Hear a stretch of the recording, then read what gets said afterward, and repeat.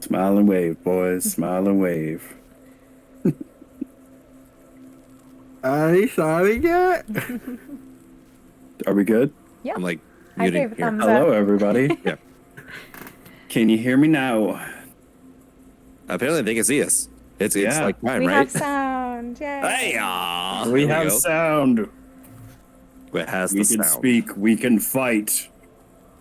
Yes. Hello, everyone. Welcome to session 0 of Spell Shots. I see a lot of familiar faces in the chat, and I want to say I love you.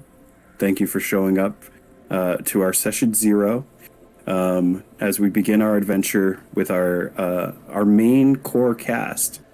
Let me explain what Spell Shots is as we get into this.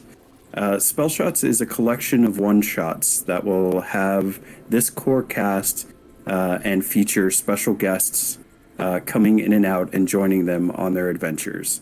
This will tell an overarching story that takes place primarily in the world of Kaiser, or as it is commonly known, the New World. I'm going to go over a little bit about the lore and the story so that everybody is familiar with the world, and then we will introduce our players and who they are playing in this world, and then we will begin session 0. And once again, thank you all for joining us. We do have some donation goals right below me. They're not donation goals, but it's a shop. You can buy things from the shop, and you can use them to help or hurt the players.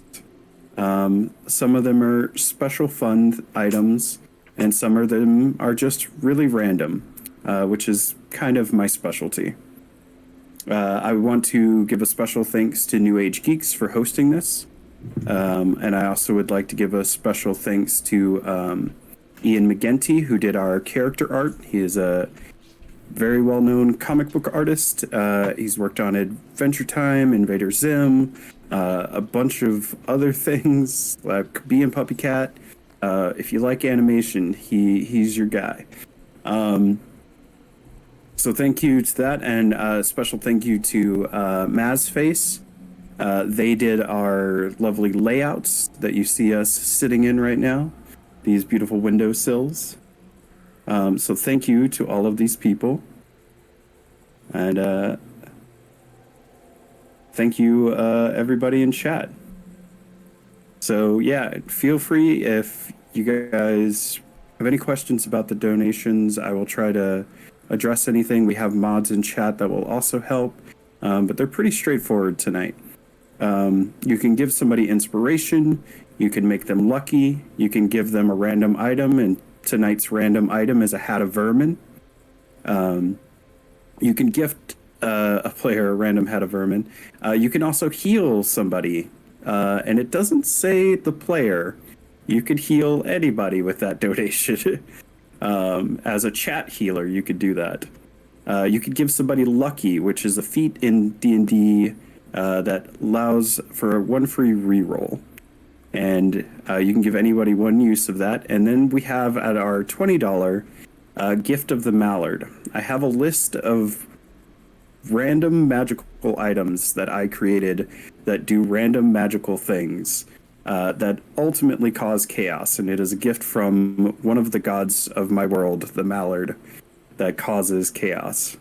A good example of what one of these could be is there's an item called the Chance Scarf, and it magically turns you into a random animal. And you never know what animal you're going to turn into. Yeah. So... I'm Yeah. sorry. What what? I'm sorry. Yeah. And this is the mallard that is ducking hell, man. Ducking hell. Ducking hell. That is the Mallard. So a lot of fun to be had, and we do encourage chat interaction. This is a world I created a few years ago, and let me tell you a little bit about it, and then we're going to get into the characters.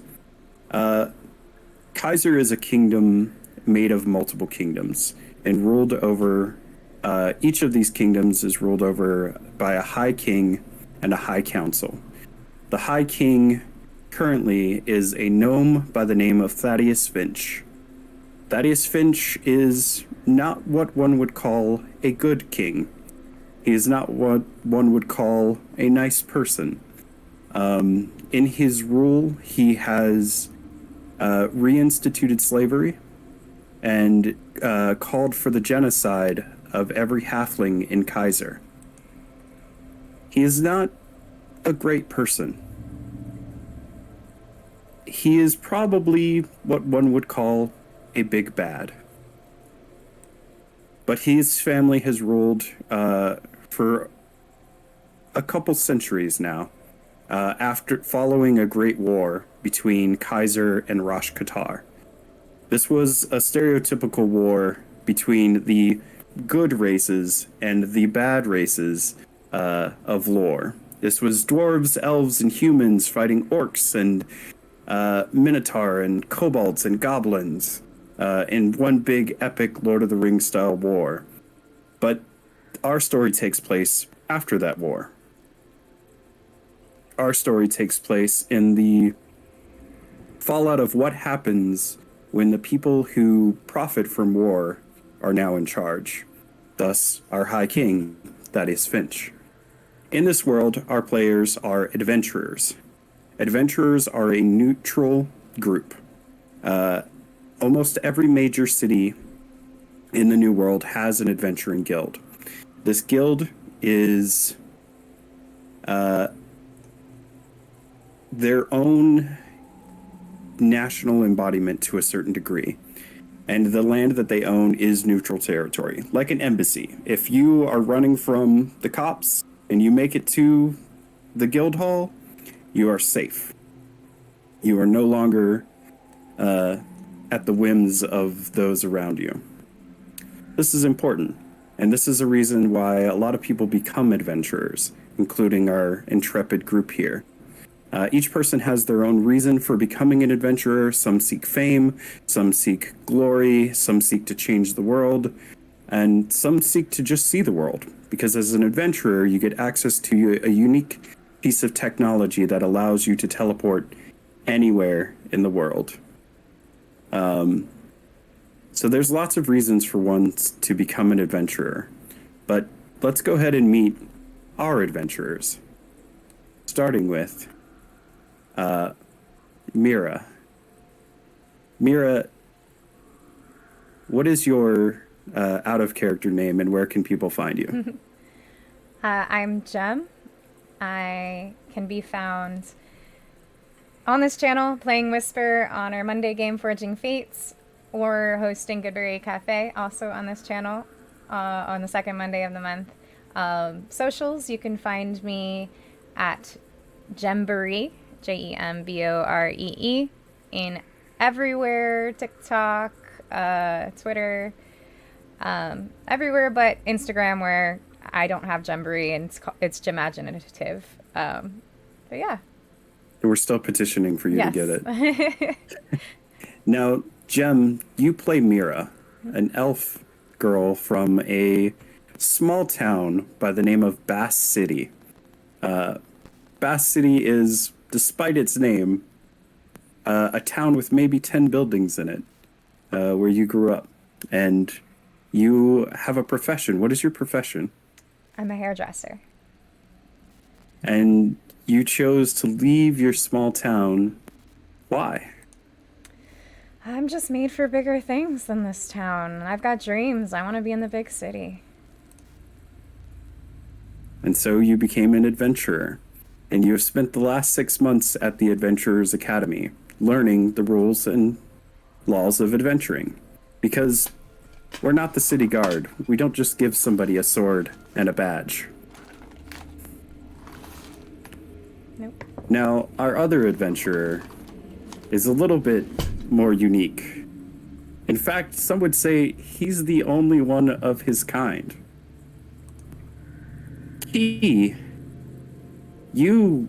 were kind of raised by an adventurer, and now you're becoming an adventurer. Key, tell us a little bit about who you are and where people can find you, and then a little bit about Key. Well, I am Michael Powell, and you can find me all over the internet on my social medias, which is at Mr. Kapow. That's MrKapao.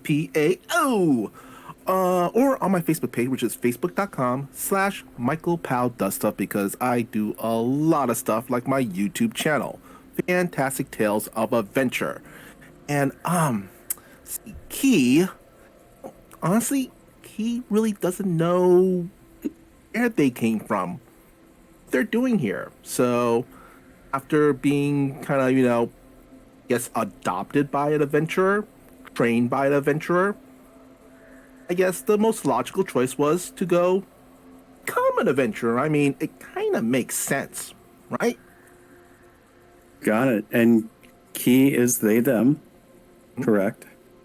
Key, just for everybody at the table in clarity, key is key in its own unique way. But to share with everybody, key is a plasmoid. And there aren't any like him in the world, especially none that he has seen in his short knowledge of the world. And then we have Kadir. Kadir is a man who left a certain world behind to pursue an honorable life, and now is returning sort of to that world he left behind in a different way. Kadir, who are you, and where can people find you? What is up, everyone? Andrew J. Landy playing the role of Kadir, both Kadir and my pronouns he, him. You can find me Instagram, Twitter, and Twitch. I'm in the chat. Andrew J. Landy. It's my name, first name, middle initial, and last name.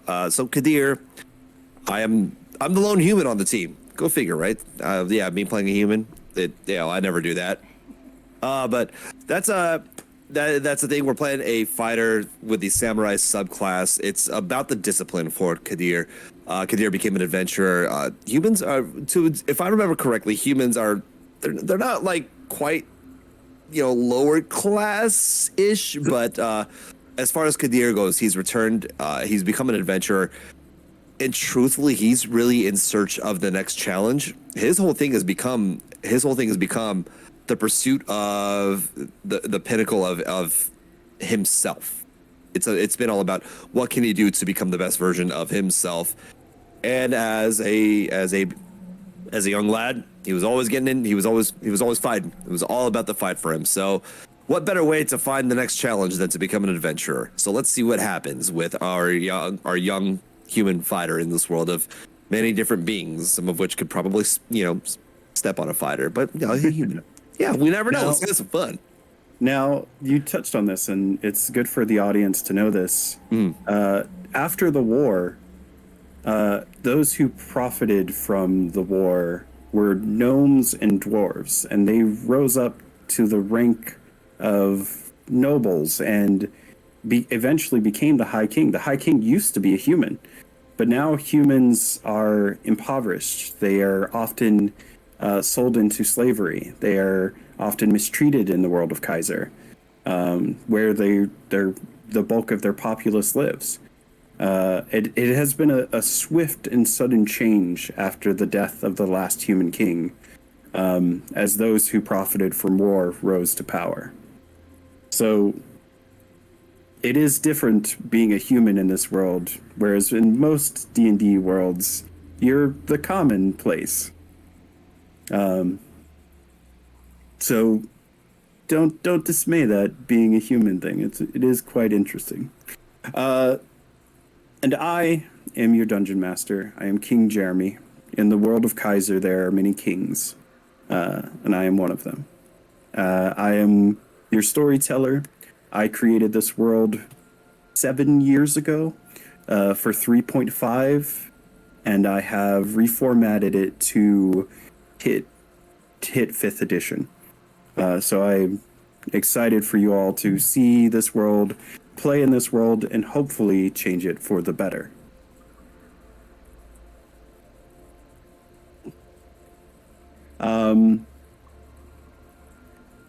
Yeah, so you each have been at the academy for 6 months, each of you coming from different places.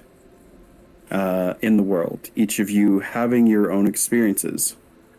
But today is the day of your exam. You will be given a written exam, and then you will be taken to the field for a practical mission where you will be escorted by somebody. These are things that you know because you've been anticipating this moment. When you become an adventurer, you are given a license. That license ranks from bronze to diamond. There are currently only 4 diamond adventurers in the world. Most people retire when they get to gold. But your goal will vary from person to person as you try to rank up as an adventurer. With an adventurer's license, you can get discounts in shops. You get a little bit of notoriety, a little bit of importance as you grow and raise your rank. But right now, you don't even have a license. So let's get into it. Each of you is sitting in one of the classrooms. You are one of 4 people in the room sitting, one of 4 students. At the front of the class is a small, elderly dwarven woman who is using a pickaxe as a walking cane. Each of you would know her as the headmaster for the academy. She is delightfully known as Granny Gray. Granny Gray, from what you know, has fought in many wars and is one of the adventurer guild leaders, as well as head of the academy. She is of great importance and is revered. There are rumors that she fought in the Great War, and she took many lives with that pickaxe that she walks around with. She's a sweet old woman, but not one to be trifled with. She announces to the class. Oh, children, if you would now go ahead and take your written exam. Based on your scores, this will help determine which handler is best for you. So please go ahead and take the test, and we will get the teleporter pad ready for your mission. So please take a moment to fill out the form, and then we'll begin your very first question. I'm very proud of you. So I need each of you to roll a history, an arcana, and if you would like to cheat on your test, you could roll a sleight of hand.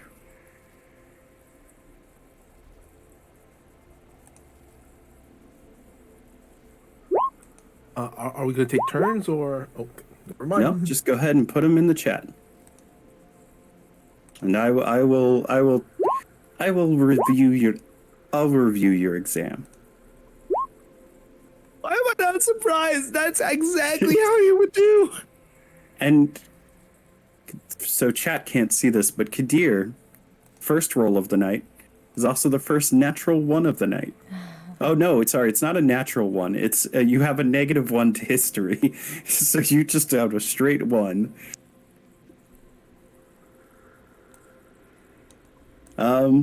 Yeah. Mira, you have great knowledge of history. You studied well for this exam. And your arcana knowledge is on point as well. You are very ready to be an adventurer. Kadir, do you even know what history is? Listen, the only it's hard for me to remember. I've might have taken a few hits to the head here and there. I'm trying, but look, the thing I focus on the most is how well can I swing this sword. I know I should be studying more. It's okay, dearie. Look, history is not Granny's best subject either. But your arcana was good knowledge there. So some things have stuck. Oh, well, that's a relief. I know I wanted to. I'm trying my best, Granny Gray. have to make you proud. I know I got to do the thing. So I'll work on it. I promise.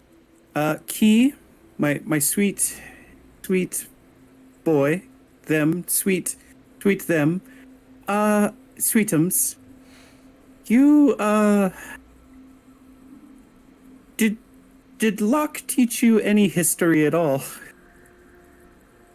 I think ish, maybe, kinda, sorta. Oh, okay. Well, you didn't do too bad. Not great, but maybe, especially if you're gonna be living in this world, maybe learn a bit. And your knowledge of Arcana was good. I think you are all ready for your practical exam. And you, young man, and she motions to a tiefling who's sitting there with your group. And he's frantically scribbling down the last answers. And he goes, "Ah, yes, my dear.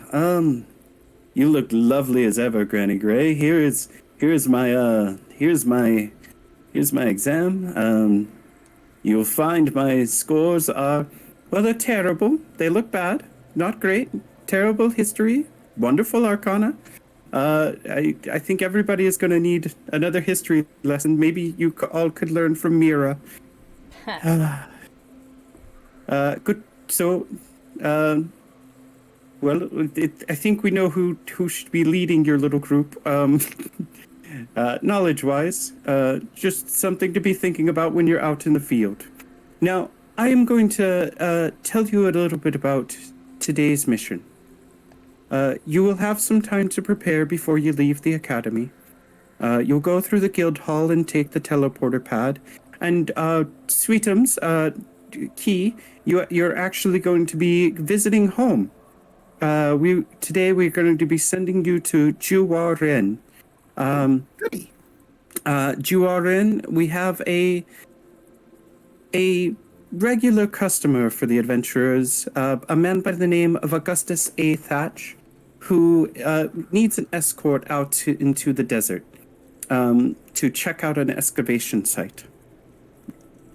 He's a historian, so feel free to ask him any history questions that you may have. You will be escorted by the guildmaster there, who is Shabu Leon.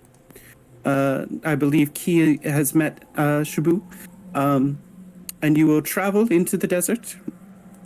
Your only goal is to get Augustus to what he needs and back alive. Dearies, do you have any questions for old Granny? I think we're good to go. I do appreciate the optimism. Now, it is important that you will be studied during the exam, and Shabu will not interfere unless there's a chance that you may die. So do be careful, because there is always that chance. It is an adventurer's life, indeed. But if you have no further questions, I will let you go and refresh yourselves before you set off. Oh, I got a question. Yes, Sweetums. Is lunch going to be included? Yes, you can eat at the cafeteria. As you know, once you get your license, you are a full ranked adventurer, and you are then on your own as far as feeding yourself and supplying a place to stay. Or any other questions? No? Oh, well, confidence is good. All right. Before the attack, we were all leaving as Granny Gray dismissed your group. The four of you, including the tiefling gentleman, have exited the hall, and you now have the option to do anything you would like before you are scheduled to head to the teleporter pad and begin your mission in Juaren. Is there anything you would like to do? Okay. Key is going to stand in front of the group and kind of hold up a finger, goes and kind of plunges their hand into their head, Looks like they're rummaging around and pulls it out. Go, one second, gotta. My teacher told me this was polite to do. Hello? Kadir. Human type person. Then looks at Mira. Elf type person. Then looks at the tiefling. Tiefling type person. I am Key. Nice to meet you. If I get lost, please return to Master Lock. Hello. Hi. How's it going? Key, was it? Right. It's pleasure to meet you. I'm Kadir. And Kadir extends a hand to Key, like to shake. He takes Kadir's hand, shakes it, but somewhat, aggressive, kind of, pump action. Hello, nice to meet you. Oh. Yeah, it's well, yeah, all right. And then Kadir pulls his hand. Did anything come off on Kadir's hand? No. Surprisingly, sorry. Oh, sorry. So even though he looks slimy, plasmoids hold themselves together. Oh, I was like, that is impressive. Right on. I'll say the feeling's kind of like silly putty. Okay, got it. Cool. Hi. Hello.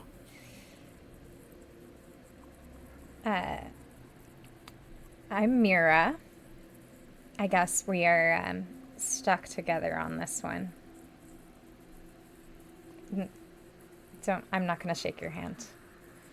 That's okay. He understands boundaries. That's good. Great. The tiefling gentleman kind of peers over and he's, and I am Alistair Chanston.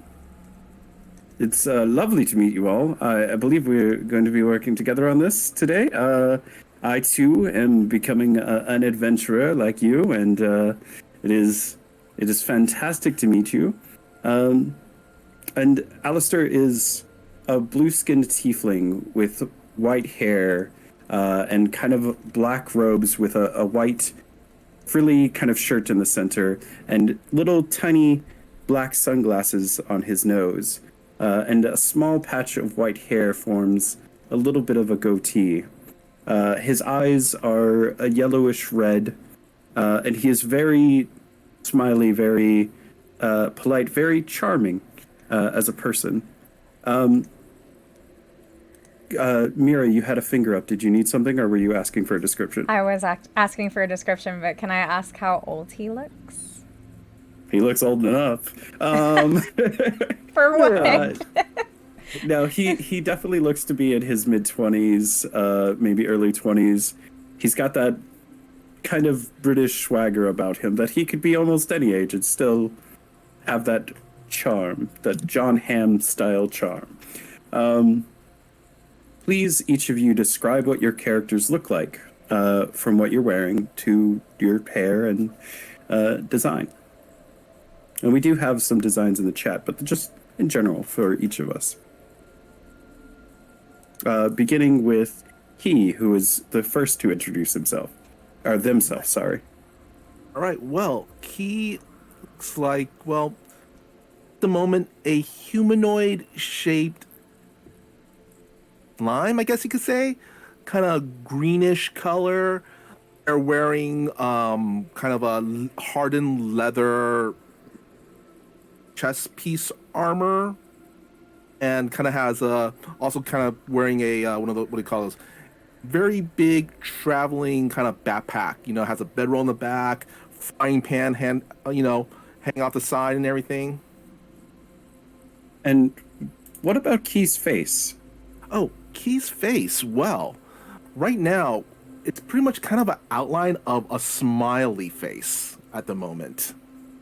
But it's been like that during the entire time they were in the classroom, and oh. All right. And Kadir, describe yourself. Kadir is a 5'11" human male. He's wearing red clothes with armor over them. The armor indicative of his samurai following. Although if he's actually a samurai, like as an actual profession, no one really knows that. He's taken up the sword and followed that path for himself. He has no hair on his head. He does have a sizable beard. There's a scar over his left eye, indicative of, yeah, he's gotten into quite a few tussles. And around his neck, you'll see that there are 6 gold coins that hang from a necklace on there, indicative of his beliefs. We'll go over in greater detail. He does carry 2 swords on him, his usual fare, his favorites, of course. And his demeanor is generally very friendly. He's found that it really doesn't pay to be the asshole when it comes to meeting other beings. It also helps that, well, if he's going to become an adventurer, he's really got to work on, of course, being amicable, and he is trying. And Mira, please describe yourself. Yeah. So Mira is 5'5". She's a beautiful young elven woman. She's got long curly brown hair, silky caramel skin, full lips, big brown doe eyes that very deep and appear to see the inside of all of your deepest thoughts. She's very curvy, very voluptuous, and she's currently wearing a tight, low-cut, short-sleeved shirt and a work apron, like a little apron over it.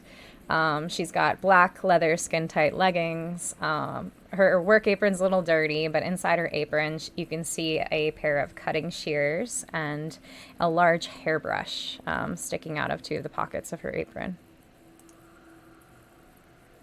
There you go. And Chad is Team Mira.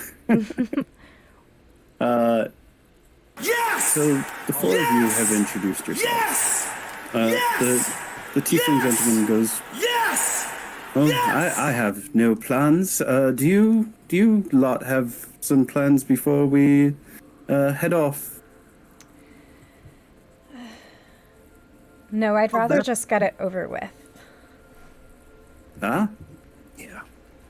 Pretty and to the point. I appreciated that. We shouldn't forget to pick up a free lunch. The person is correct. It's probably good to grab food. We can also grab food at the bar at the Adventurers Guildhall on our way to the teleporter pad. Have any of you been on the teleporter pad before? No. Is it scary?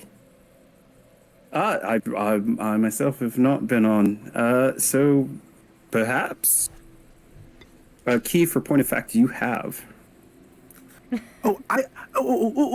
I've been on it. It's kind of like whoosh, and then yeah. Yes, very that was something. Thank you.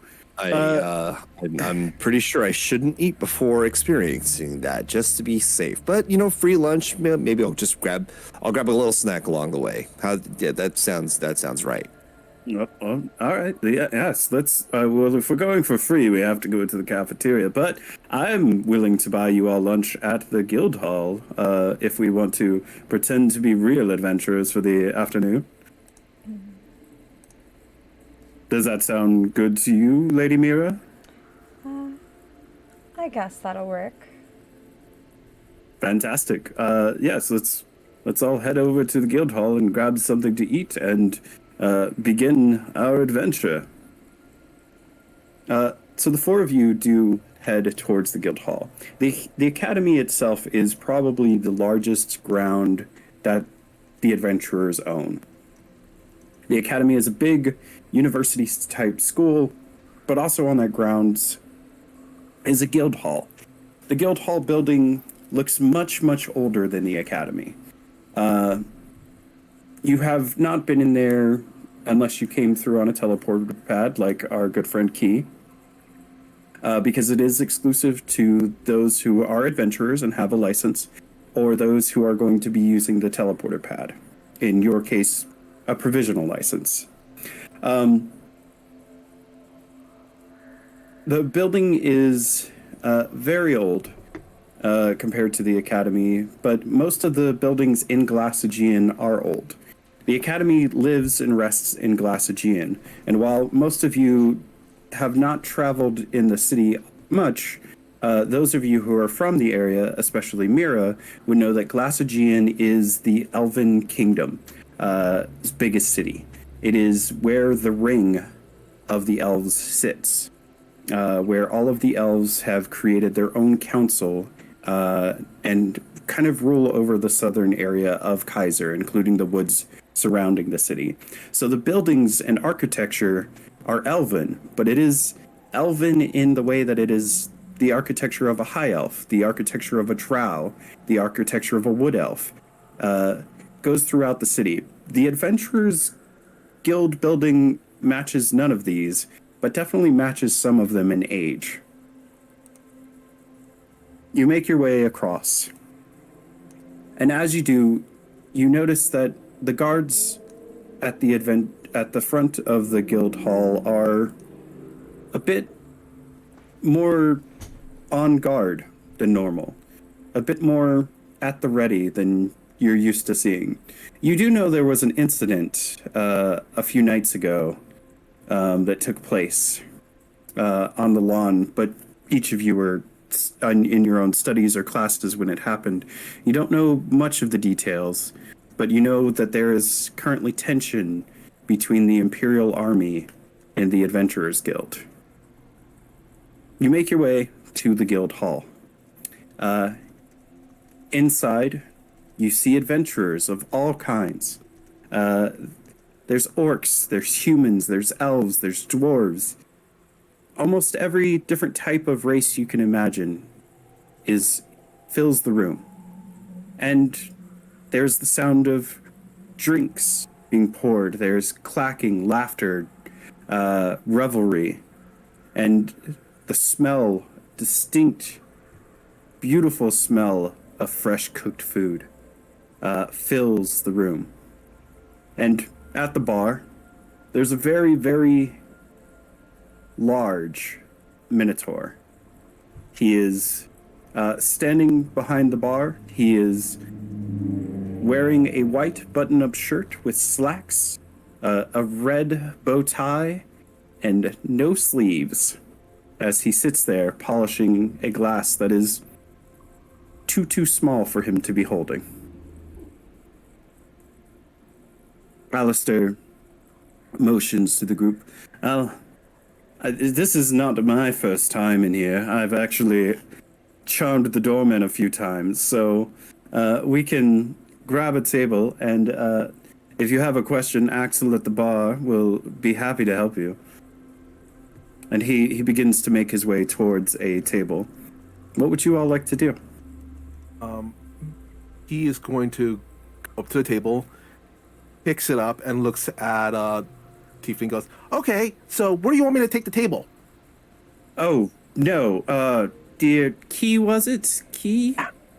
Key, no, please put the table down, and have a seat, and we will get you some food. Okay. Anybody else want to do something? I'm just going to walk to the table and sit down next to Alistair. Okay. Yep, let's just go to the table. All right. The large Minotaur sees you all sitting, and he makes a kind of a sigh, and he begins to walk over, and he straddles close to the table, and he is standing probably close to 8 foot, not counting his very decorative horns. As he gets closer, you do notice that he does have scars about his body, and the horns themselves are slightly chipped. He looks down at everybody and he goes, "Ah, God, Alistair, you're in here again? You're gonna get me fired one of these days, kid. Listen, My name is Axel. If you guys want some food, you want some drink, we'll get it for you. Try not to dawdle too long. I don't need anybody asking where your license is. As soon as the mentor introduces themselves, he's gonna take out the note again and goes down the introduction from the note. Yes, I am a Minotaur type person. Thank you for noticing. Yeah, love that. Okay, you are different, and I like that about you. Let's you want some food? Yeah. Do you Have want some some food, alcohol? Never had alcohol before. Oh, it's gonna be a good day for you. Okay. Oh, You with the scar eye. What's your name? Oh, Kadir, what's going on, my man? Cool. Food, alcohol. Look, just probably. You have a fruit bowl or anything? We're about to go on an adventure. Need a little, some good, but some little healthy, if you know what I mean. Yeah, I guess I could pour some fruit into a bowl for you, and that would be a fruit bowl. I could do that for you. Would you like anything to drink with your bowl of fruit? Listen, a little bit of water, and if you got a little bit of sake, that'd be great. Oh yeah, I got sake straight from BLA, my friend. Okay. Here's the weird thing, though. Can I get that to go, actually, on the hush? You know what I mean? If you want a bottle, this is BLA sake. That's gonna cost you probably about 2 gold. Okay. Do I have gold on me? You do. Everybody should have a starting amount of gold. Just making sure. Yeah, you know what? We're gonna take that. 2 gold. That's fine. Listen, it's a special day. Look, we're going on the exam, and maybe it's something a little celebratory. You know what I mean? Mazel tov, dude.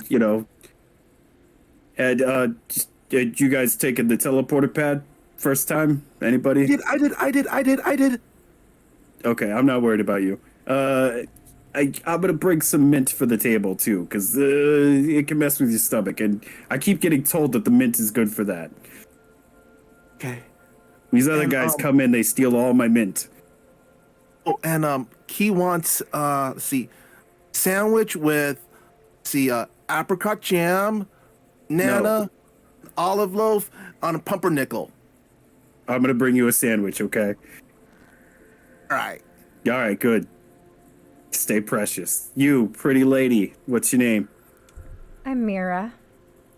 Hi, Mira. I'm Axel. What can I get for you? What is the most expensive cocktail you have? Ooh, that would be probably the Griever Soul. Named after the god Griever Soul. It's a flaming shot, but it's very expensive. The alcohol comes from the islands, the Crescent Isles themselves, made and poured by Genasi, who do not normally trade with people. I can get it for you, but it's about 50 gold a shot. It's okay. Alistair's paying. Oh, is he? Okay, then I was gonna give you a discount, but now if Alistair's paying, no worries. Yeah. Oh boy. Yeah, Mira. What is Alistair's face doing when this is happening? He's just sort of like he looks slightly uncomfortable, but he's like, yes, of course. He's just kind of nodding. Alright. Well, yes, I would like one of those, please. Alistair's being such a sweetheart, offering to pay for us. Well, that's classic him. Anything to eat for you? No, I think the cocktail will be fine. All right. And for you, Mr. Alistair, I'm assuming your usual, the red wine thing that you get I know. I got it. And he walks away and begins to prep things. As you sit at the table, Alistair looks very comfortable. as he looks around the room, kind of just studying the different faces of the adventurers about. So, how have you gotten in here before, Alistair? Well, my dear, if you can... If you smile enough, you can talk your way into almost anything. You can also talk your way out of almost anything, I find. That I can agree with. But yes, I was quite curious. Unfortunately, I have not seen the teleporter room yet. The very heavily armed gentlemen at those doors don't let you in without reason. But I did manage to get in and make friends with my dear friend Axel, and I've met a few adventurers who have told me a few stories. Any good ones while we wait for our drink? Ah, well, yes. Well, I could tell you the story about a group of adventurers who went off into the Savage Lands, and apparently one of their druids saw a dinosaur and came back, and now he can be a dinosaur. And he goes into this story, and as he begins to tell the story, you all listen intently. And food is served, and drink is served. You are given a literal bowl with literal fruit inside of it, Kadir, and a very nice bottle of sake. And you'll notice that the label on the bottle of sake is actually a label of the west side of Biale, which is not the side you've been to, but familiar to you. Key, you receive your sandwich. It doesn't look like the sandwich you ordered or asked for, but it looks like quite a good sandwich with lots of pieces of roasted chicken filled throughout the center. And Mira, you do receive a shot, and it is glowing. It is on fire at the top of it. And it looks kind of like looking at the sun. But it smells amazing. The smell is like being at the beach. It's not quite that salty. It is springy, it is beachy, it is cinnamony. It smells like Christmas, if Christmas was a thing in this world.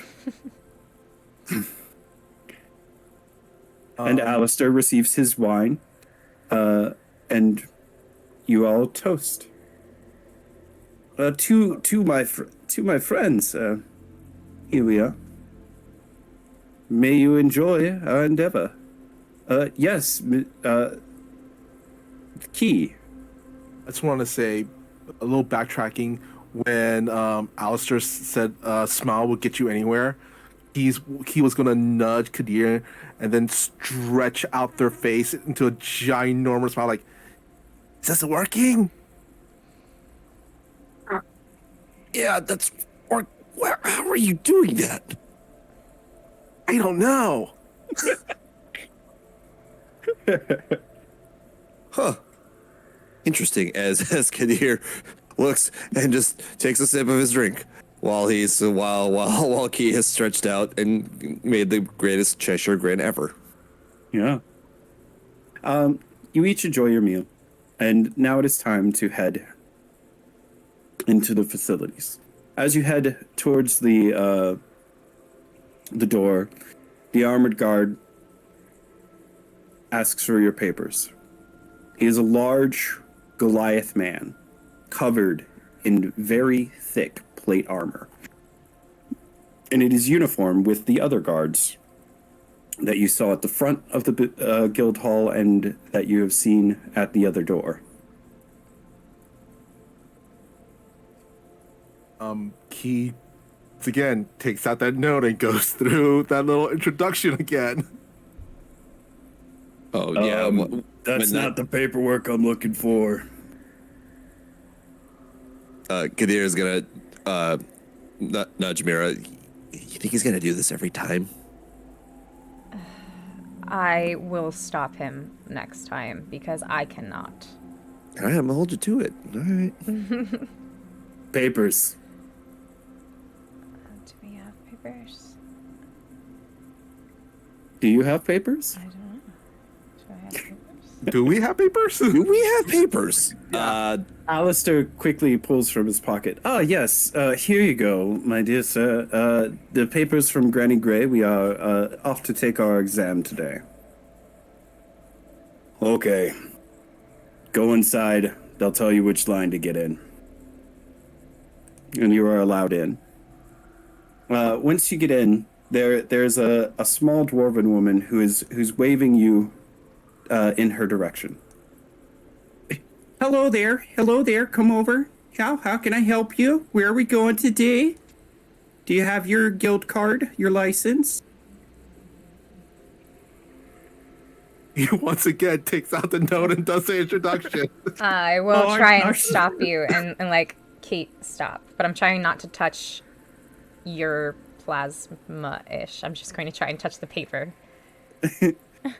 Oh, not that paper, dear. Very cute. Does anybody have paperwork or licenses? Where are we going today? Anybody?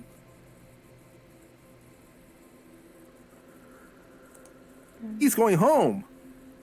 Oh, well, where are you from? Jolie. BLA. Yale, yes. Oh, where in BLA, dear? That's Juaren. Jurare, sorry. Juaren. Juraren. Oh, Juaren. You know, I have a cousin over there. Oh, no. And Alistair hands over the paperwork. Oh, okay. Provisional exam. You guys are going to need to go over into line 13.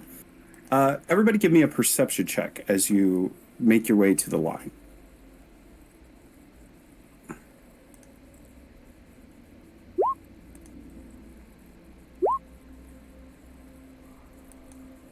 All right, let's see those perception checks. Trying Oh, to Lord. find where- Oh, Lord. Key with a 17. Oh, no. Whoop. Nope, sorry. Kadir with the 8. Mira with our first actual natural one of the night. And you can't critically fail a skill check, but we're going to go into what you see. Where's the perception thing? So that is going to be on your character sheet at the under your skills where it says acrobatics, animal handling, deception. You should have perception right there. Let's see. All right. Kadir and Key, you guys, you don't see too much. You see guards walking around. You see a lot of lines. There's probably maybe 13, 16. You don't bother to count. And there are people walking dogs around the room as well. But other than that, everybody seems to be in an organized line. And at the back of the room, there is a teleporter pad. It is a large spherical pad where people are standing on. And you notice that they will light up in a blue glow, disappear, and another group will appear where they were. In just a few moments of that. Mira, you begin to notice that those pants Alistair is wearing are fitting just right. They are fitting just quite right.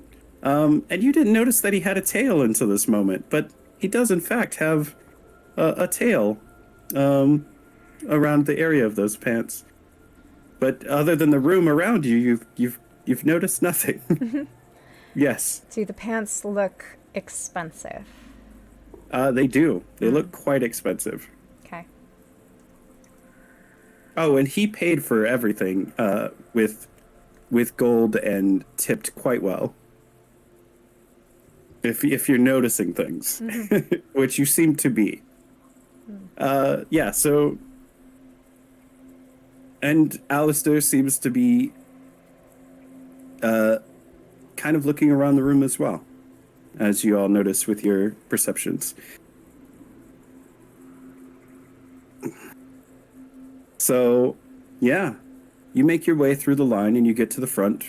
And as you make your way to the front, you could hear the distinct sounds of a very angry dwarf yelling instructions in Dwarvish. Does anybody speak Dwarvish? He does. He does. So you hear, "Got to get it sorted. Bring it on. What are you doing? Bring it on. No, turn it down. Turn it down there." And you understand Dwarvish, and you know what he's saying, but his accent is so thick that it's a little hard that even speaking the language to understand what he's saying. And he begins to just yell, and the people around him seem to understand him perfectly.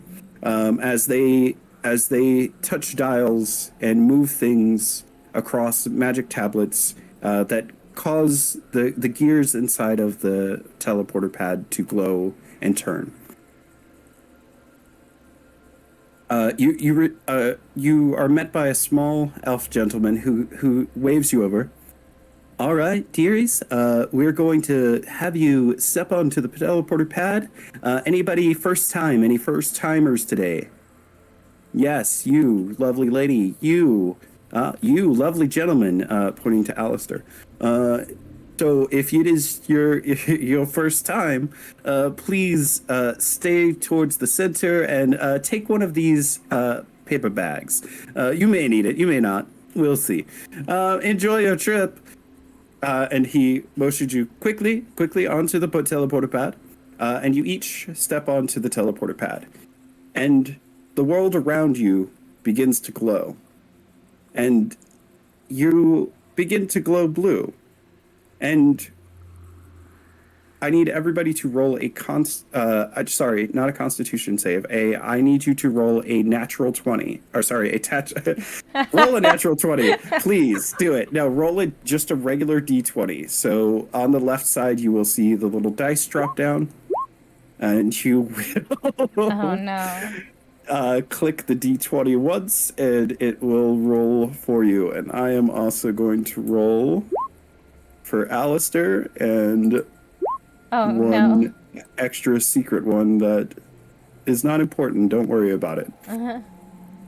And if everybody in chat is noticing Kadir's face, he got our second natural one of the night. Oh no. But I really hope he took that paper bag. I took a paper bag. Oh my god.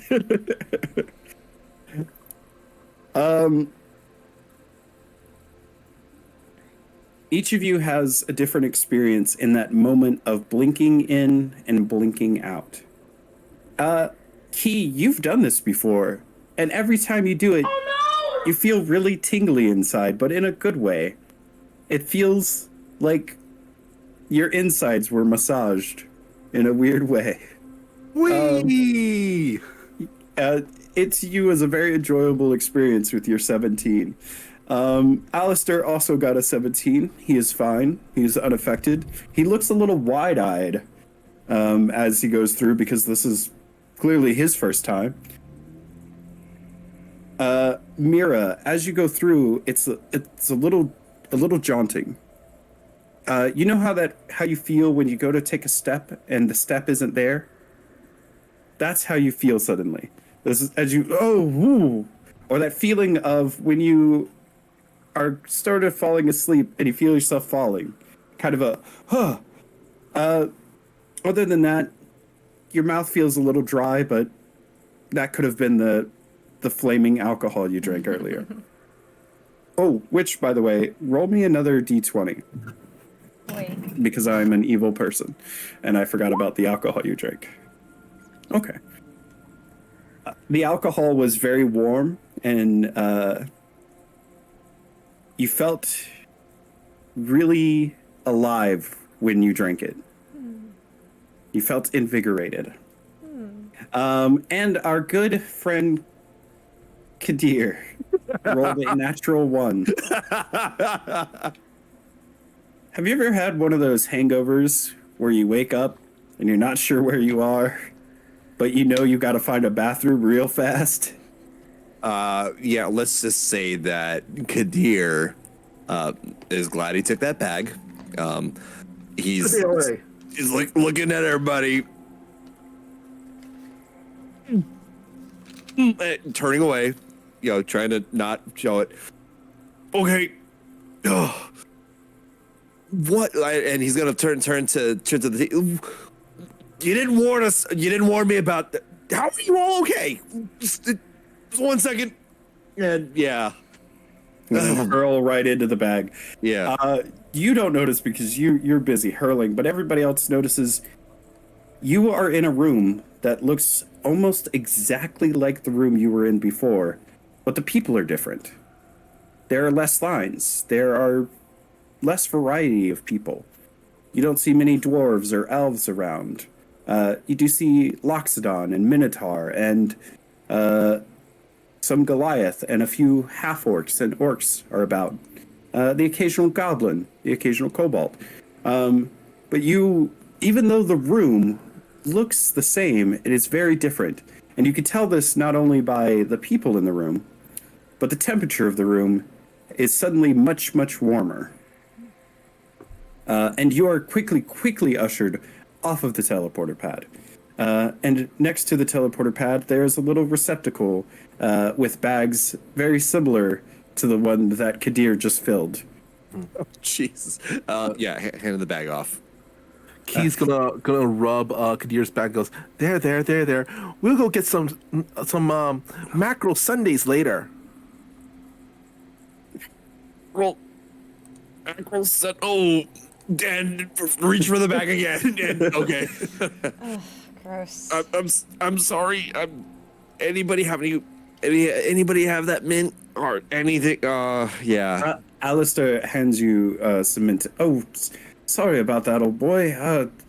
I was distracted. It's quite the experience. I've never done anything like that, and I've done a lot. Yeah. Cool, appreciate it. Rub it in. Thanks. I'm not gonna get used to that. Okay. So you each begin to head out, and even though that room looked the same, you head out to a bar that has a similar layout to the one you were in before, but is also very different. It is much sandier, and at the bar there is not a minotaur, a handsome minotaur gentleman. There is a large elephant man, a Loxodon, laid out across the top of the bar. There are much less adventurers in the building itself, and the feeling of revelry that you had in the previous bar doesn't seem to be there, as a lot of eyes begin to shift in your direction. Does anybody want to do anything? Since this is Key's home area, I guess, does Key familiar with this bar? Key is very familiar with this bar. This is a bar that his teacher would have frequented often, and you do know the guild leader here, who is Master Shabu. Does Key know the elephant bouncer? You mean the one laying across the bar? Yeah. That Loxodon is not the bouncer. Oh, okay. But you do know him. There are guards similar to the ones that were stationed at the doors before, in very similar, very serious-looking armor. They guard those doors. And they do not let anybody in who is not an adventurer. Does anybody else want to do anything or look around? Well, never gave the name of the Loxodon. Oh, the one that's laying on the bar? Yeah. Give me a perception check. Okay.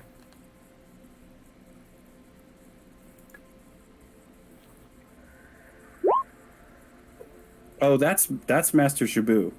And that's usually where he naps, as far as you know. If you're ever looking for him, he's laying on that bar. Yes, Kadir. Is there a restroom anywhere? I just need a moment to straighten up myself. Get in restroom anywhere. Key, is there a restroom you can direct him towards? Yeah, we'll say it's on the east end of the bar. There's like makeshift bathroom, but it's really just kind of a hole in the ground. Is there There's anywhere? a door though. There's a door. Ugh. So Yes.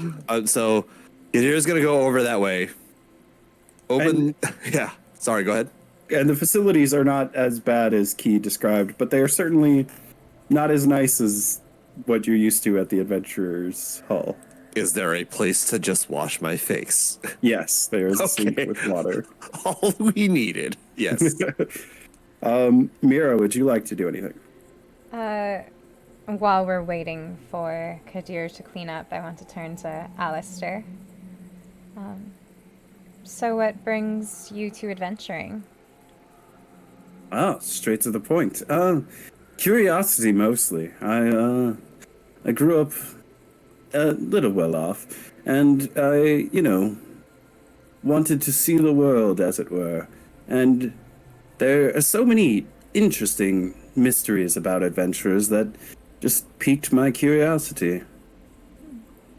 What about you, my dear? I grew up in a small town, but adventuring isn't my final goal. I'm just saving up some coin to move to a place I could call my own. Ah, well, certainly find your way in the world, and there's nothing wrong with being a small town girl in this lonely world. She will grimace a little bit at that. Apologies, my father's a bard. And Would that's you- how you came from money? Oh, well, that is a much longer story. My family just always seemed to be pretty well-to-do. Since the war, I think. I don't look too much into it. It's their business. And my business is now the business of adventuring. Well, if we pass today, isn't it? Yes, we do have to pass that pesky license test to become bronze adventurers. Doesn't sound too exciting being a bronze adventurer. Hopefully, we don't get assigned to Larry's losers. Keith? Yeah. Well, as soon as Kadir gets back, I want to have he kind of bounce over to who goes, hey, Matsuru, it's Key's back. Kadir, you want to do anything as this happens? No, I'm cleaning myself off in the bathroom right now and trying to regain my bearings. Shibu sits up, almost like a machine. He sits up, spins, and he looks right at Key. And he jumps down from the bar. And as he does, you could feel it in the wooden planks. He is a large Loxodon. His tusks are very large and anointed with jewelry. His face is painted, but it does appear to be a bit smudged. Maybe not the nicest or freshest coat of paint as his face is painted. And he is wearing very lovely, ordained pink and orange robes that dress him with gold dressing about. And he leans in and he goes, "Oh, Key, look at you, my friend." And he grabs Key and lifts him up and squeezes him. And he's, "My friend, what brings you back? You are supposed to be off adventuring." Yeah. Well, we first have to become adventurers. become like bronze adventurers. Oh, and one second. This is Keys of Companions, and kind of this Kadir. This is Mira. This is Alistair, and yeah, we're about to take our our test. Oh, this is very exciting. And he turns, still holding Key, and looks at each of you and smiles big. Any friend of Key is a friend of mine. I am Master Shabu. I am leader of this guild. Most of the time. A lot of the time, I am the bartender at this guild. And I am also the bar patron at this guild. I am aware of your test. I will be accompanying you. I believe Mr. Augustus is here. And we will be heading out shortly. But please enjoy some refreshments. Key, do you know that your teacher is here? Oh, Master Locke is here? And as you turn your head, in a weird way that you can turn your head more than anybody else can turn their head, directly behind you, you do see at the bar a blonde, scruffy, much older gentleman who is looking down into his glass and sort of begins to look about the room. And as he stands, he goes, "Key, my boy, what are you doing here?" He's gonna what he's gonna do is, while Master Shabu's like holding on to him, which is the armor part, he's actually gonna just kind of slip out of the armor, jumps on the floor, like in a blob form, and then kind of just glide over to Master Locke, and gives him kind of a blob form like hug, kind of, it's almost engulfing, and goes, Hi, Master Locke, it's Key. We're about to take the test. Oh, and he picks you up in your blob form, and it's... The rest of you have never seen anybody interact with Key this way. Even in the 6 months that Key was at the academy, Key's been a bit of an anomaly, and a lot of people tend to keep their distance because they don't really know what Key is.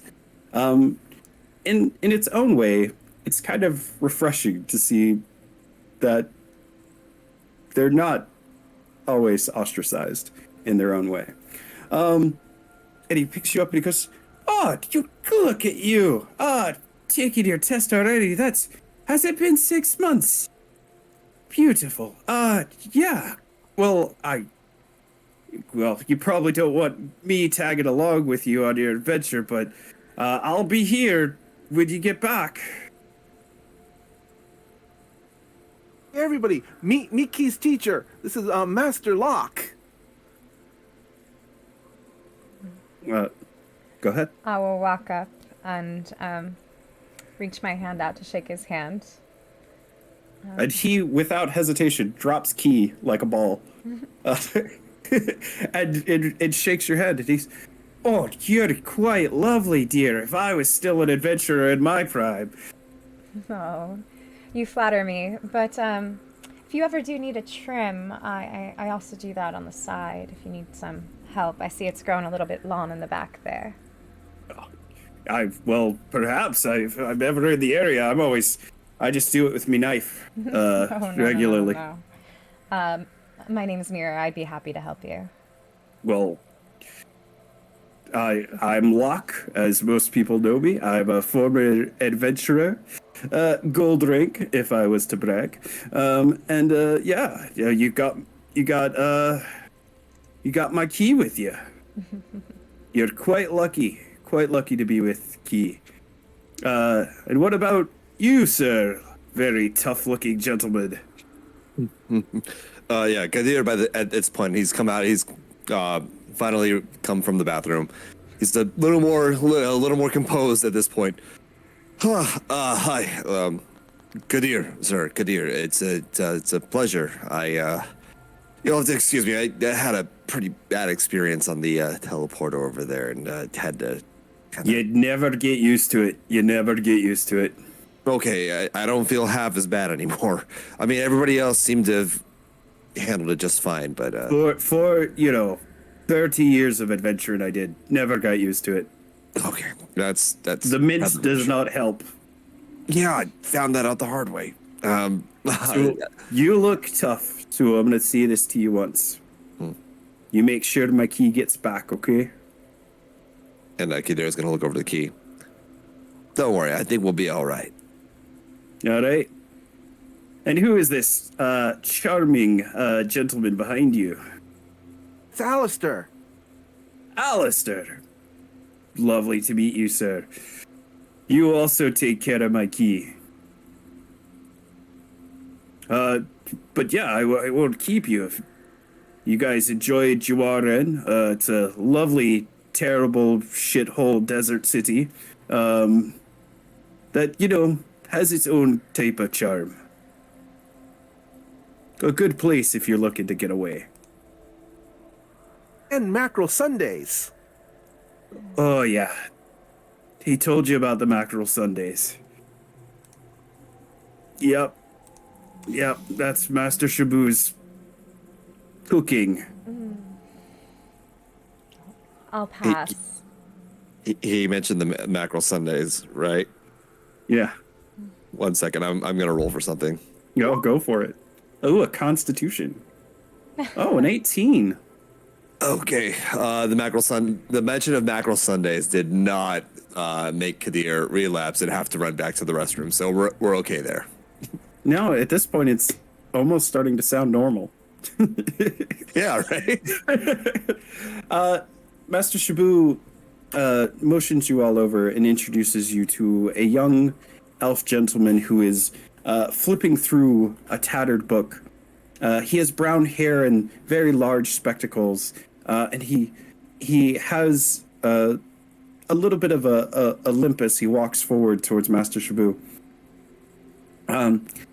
My friends, this is Augustus Thatch. He will be the person you will be escorting. And Augustus looks up briefly from his paperwork and he's, oh, hey guys, yeah, I'm Augustus, and yeah, we're gonna go out into the desert, and we're going to see if we can find another part of this book that I've been putting together. And if not, maybe we can find some clues. It's really simple. I know you guys are all new, but nothing to worry about. If you have any questions, please let me know. And he begins to look down, but he as he looks down, you notice that he takes note of each person in the group. He's going to do the note introduction again. Mirror will again try to keep that. It's fine. That's enough. Oh, okay. Well, yeah. So we've got a cart ready to go. We're gonna have to head out at night. Unfortunately, the desert around here gets quite hot, unlike the Rosh Guitar Desert. So yeah, we're gonna head out a little bit at night. I hope that's okay. And Master Shabu will be with us along for the ride. So yeah, if you need anything, just let us know. And Master Shabu says, "All right, my friends, do you have any questions?" It's lunchtime. Oh, I've got mackerel Sundays for you, my friend.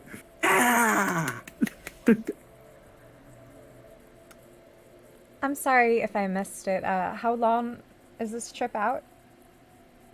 Oh, it should be about a week out. Oh, okay. We'll be traveling by carriage. The carriage has been given food, provisions, a little bit of provisions for myself.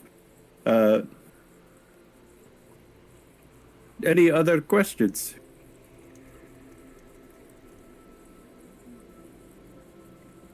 I think we're just raring to go at this point. Oh, very good. But remember, the life of an adventurer is quite dangerous. Do not be ready to die. I will be there if things get crazy. But I will not always be there. Master Lock's rule number 788. Always be ready to run. It is good advice. Wisdom in this. Let us get some food and drink in you, and we will wait for the sun to go down as we head out. So food is served. Whether you decide to eat the food is up to you. The recipes do appear to be an amalgamation of things that were maybe experiments in the kitchen. Some of them look good. Some of them smell good. The mackerel sundae is surprisingly not as pungent as you thought it would be. And the very chai cinnamon wine is there.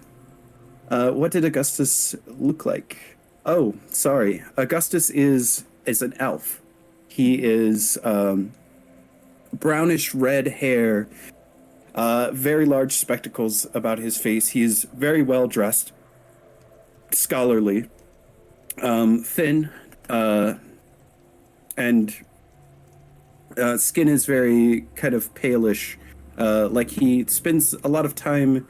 Well, sorry, the skin looks like it is supposed to be pale, but it looks a little bit sunburnt in this moment, as he has been clearly outdoors in the sun a lot. He has tools about his belt that look like excavation tools. Other than that, he appears to be holding no weaponry, no distinct features in general. He seems slightly nervous, but he seems to keep looking up at the group and having a little bit of a smile.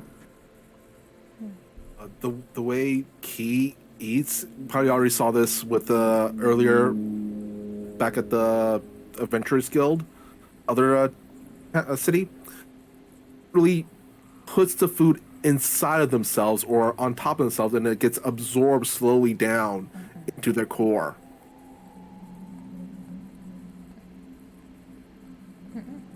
And Shabu notices the face and he's, oh, don't worry, you get used to it.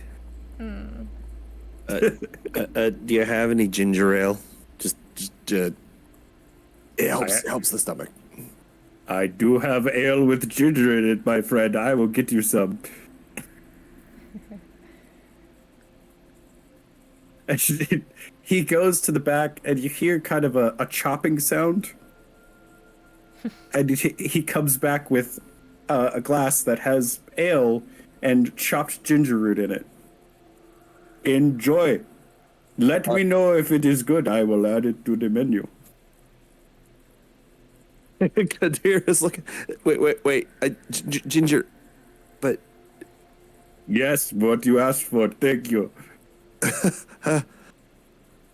okay then. And Kadir is going to drink. So each of you eat and drink. I'll explain later. Okay. Each of you eat and drink and enjoy. We're going to take a quick break if anybody needs to. And as we come back, night will have fallen and we will begin our trip into the desert. So let's take about a 5-minute break for everybody to stretch their legs, go to the bathroom, bother chat for a little bit.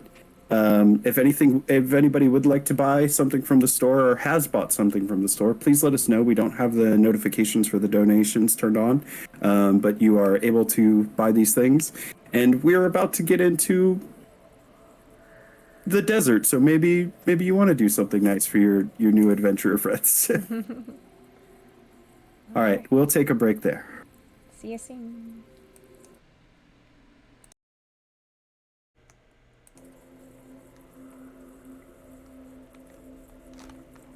And we are back. Welcome back. To quote somebody quoting somebody else, no shit, there you were.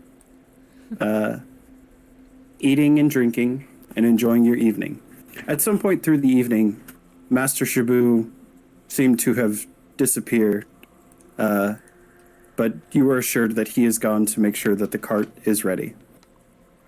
Augustus notices that the sun has begun to gone down. Dang, the southerner in me got out of there. Sorry about that.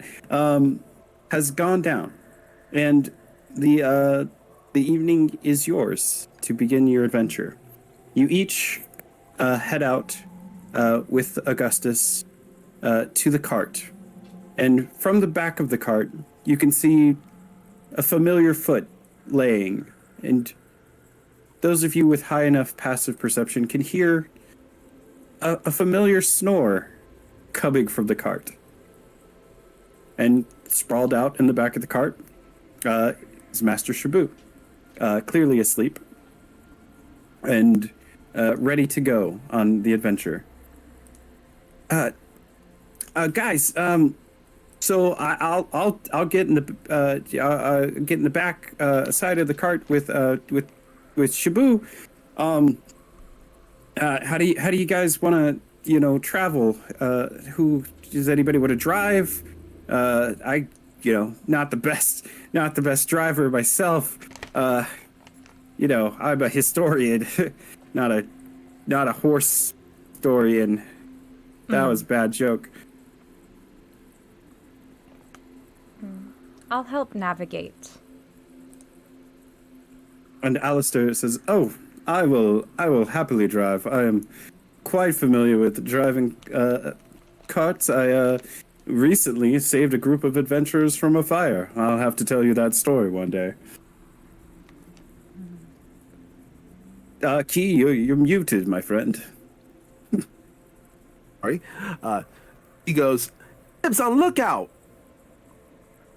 All right, and Mr. Kadir, where would you like to go on the cart? What's left? I mean, we got a navigator, a driver, a lookout. Should I just, keep Sleeping Beauty company there, or? Sounds good to me. So each of you pick your places on the cart, and I will preemptively pull up my map and go ahead and place you based off of your choices. In the future, there will be times where you have to pull yourself on the map, but I will place you guys for the evening. Let me find Key, who is lookout. Say put Key on top of the wagon, or whatever it is. It's more of a cloth-covered wagon with open sides. So I placed you on the back so that you could keep lookout back there. Mr. Kadir is going to be inside the cart, and snuggled up at the front will be our Alistair and Mira. With Alistair driving. Oh. He's going to kind of elongate the eye areas of their face into kind of like binocular shapes. Perfect. Love that. So Not each if of it does you, anything, but it's aesthetics. so you each should be changed to a different map as Roll20 loads, and we all pray that it loads well. Please sponsor us, Roll20. Thank you. Do the thing, Roll20. Come on. Do it. It's already swapped on my end, so I'm just waiting for the stream to be able to see. See it? It'll get there some year. Yes. Let me know when you can see and what you can see to make sure I didn't make a mistake. I see it. I see a wagon and then a lot of dark areas, but part where we can see. Yep. A little bit of fog of war there. Yeah. Yes, good. Because what's the fun in showing everything at once? The stream will get there when it gets there. Yeah. You may need to refresh the Roll20. It does that sometimes. Okay.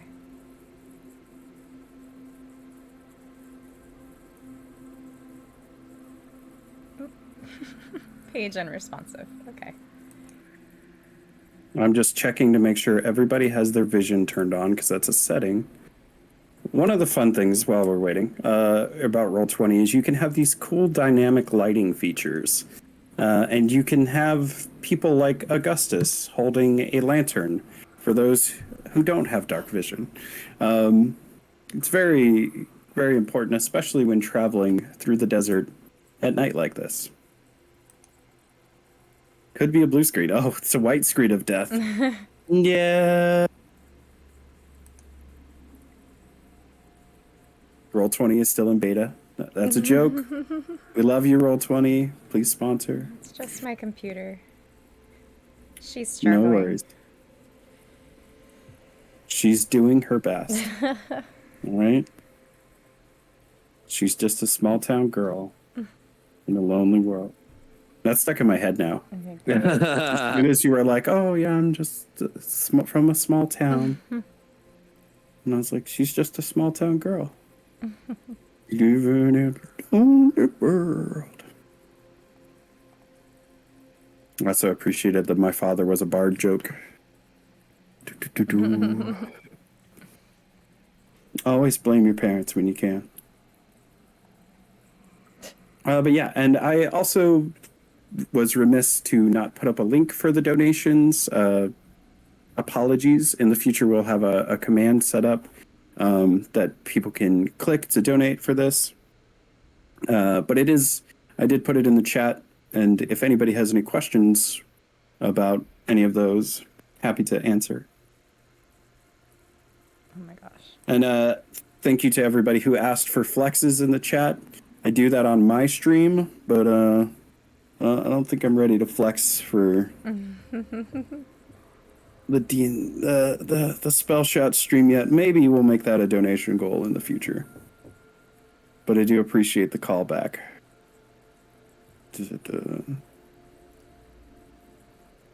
Oh, Jem said Alex Mack for key when they turn into the bulb. That's all I thought of. You are my first Plasmode character, so this is a very exciting experience for me. We're just looking at a lot of scenes from Terminator 2. Was it the Orville? Alex Mack. Alex Mack's a good one. Gosh, Alex Mack's a name I haven't heard in That's a decades. been a long time. Back in my day when Nickelodeon did all the shows. There was a little girl named Alex Mack who could turn into slime. And I don't remember what the rest of the show was about, because that was kind of it. She looked like a Capri Sun commercial. Yeah, I don't know. Nope. No worries. I guess try closing your browser and reopening Roll20. And when you do, you should... I have all the players pulled over there, It's so you going. should... It's going. Oh, I'm not touching it. It's just gonna go. see if you want it to work, Just talk shit threaten about it. Just threaten it. Yeah. Talk shit to it. You know. Oh yeah, scroll down. Yeah, we're in the lower left corner. Okay. Yeah. Oh yeah, you're at the part of the screen where it's black, but you should be able to zoom into where the characters are in the lower left corner. There we are. Look at us. Look at us. Moving on up, moving on up. All right. This is session 0, so we are going to have these technical difficulties here and there, and I appreciate everyone sticking with us. And November, thank you for putting that up in the chat. You are beautiful, and I miss your face. So, again, to quote a phrase being quoted, no shit, there you were, in the middle of the desert, in the middle of the night. In the middle of the night. So, sorry, any chance to karaoke, I will, and I apologize in advance. So there you all are. As you enter deeper and deeper into the desert, you've been traveling for about a few days now. Only traveling at night because the desert heat is scorching during the day. You've kind of adjusted to sleeping during the day because It is too damn hot to do anything else other than sleep during the day. Key, you're mostly not bothered by either temperature change, but the night does seem nicer to you. You finally begin to get close to where Augustus has marked on his map. As you begin to enter this area, would you like to do anything?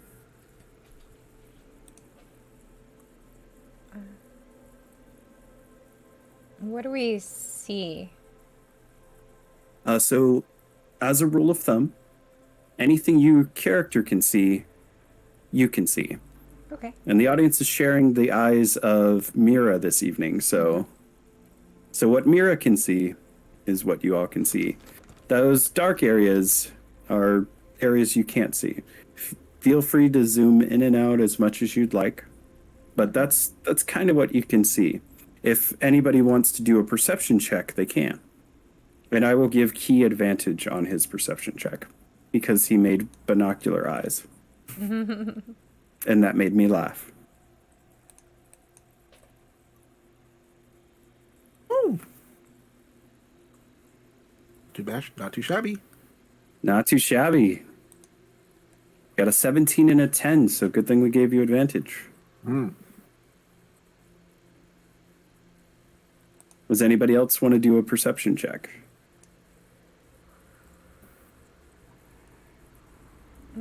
Yes. I'm getting there. We ain't found shit. Kadir with the 4. You know what? You're getting them all out before combat. You're getting all the bad rolls out before combat happens. Not that I'm saying combat is going to happen, but I'm saying that you're getting them all out now. And Mira, great perception, despite the distraction of Alistair sitting next to you. And let's see what Alistair sees. Do-do-do.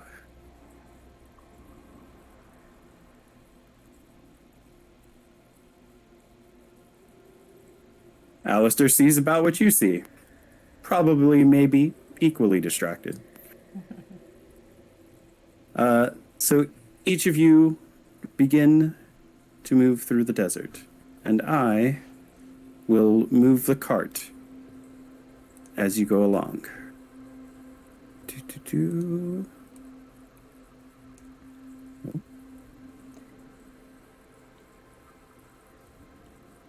If this works the way I planned it. Aha! Look at that. Oh, we're rolling. On the road again. Just can't wait to get on the road again. Oh, speaking of which, I'm going to change the music. The ambient sound.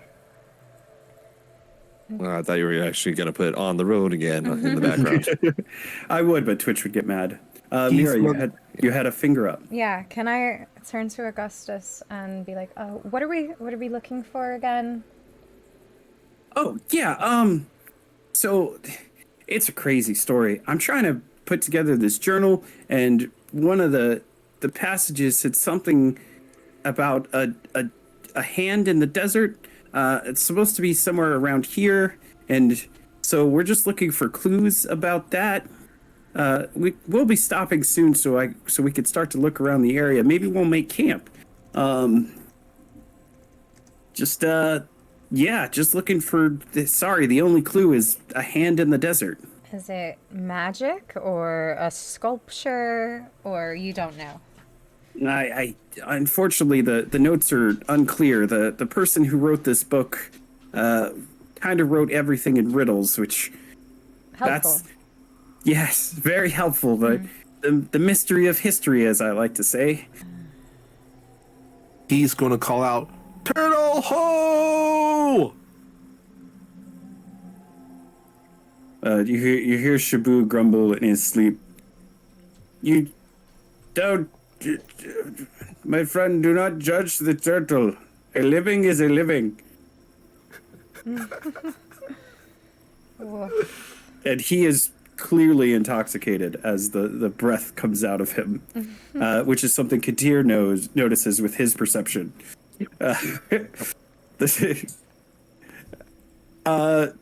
Key, what was? Let me look at your perception. You had the best. 17. You do notice a turtle. Yeah. And as you move to right about here, you notice some rustling in the cliff above you, but I don't think you can see what it is.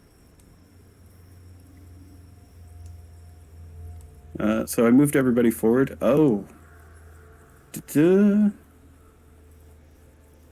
Mira, not quite there yet, so 1 second. We're going to move a little bit further to right about here. And then I'm going to see if everybody can give me one more perception check. Everybody.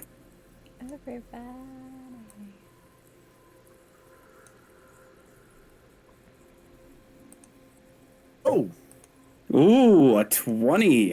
That dirty 19. 20, yeah. Out of 16. But Kadir, it's getting better. It's getting better. Yeah, I'm gonna say that the smell of Master Shibu's intoxication is slowly kickstarting my senses. Yeah, it's waking you up.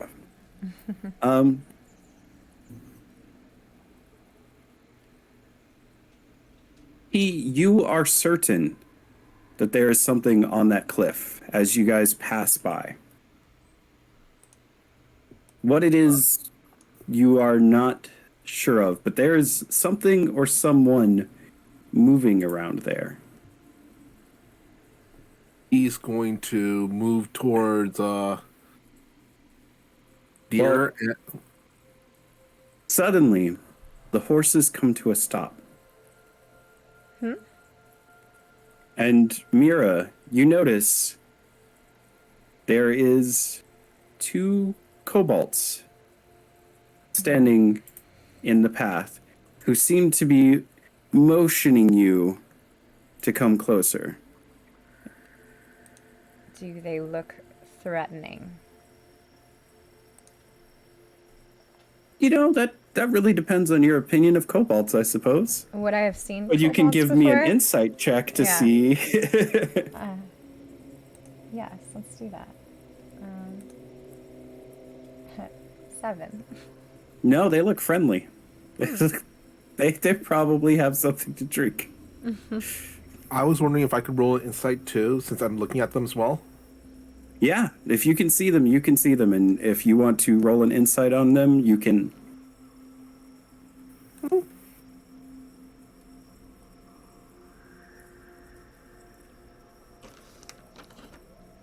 Kadir and Key, you know what a friend is, and you know what a not friend is. These do not look like people who are friends. It does appear that their weaponry is stained with blood. And from your experiences as someone who is trained by somebody who may have not had the best history with the law, and somebody who has traveled throughout Biale, you're pretty sure that these are highwaymen. And they are luring you into a trap. Key's gonna nudge deer while drawing their light crossbow. All right. Kadir notices the nudge, sees the crossbow, and immediately prepares his katana. Okay. Oh, also, do they notice us? Oh, they know you're there. They are like, hey, come over, and they're speaking in Draconic, kind of yelling. Does anybody speak Draconic? No, they're making a noise, and it's like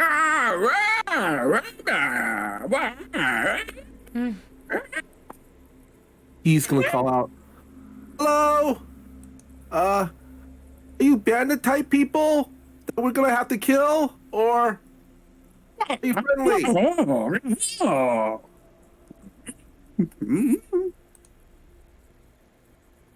You speak in common.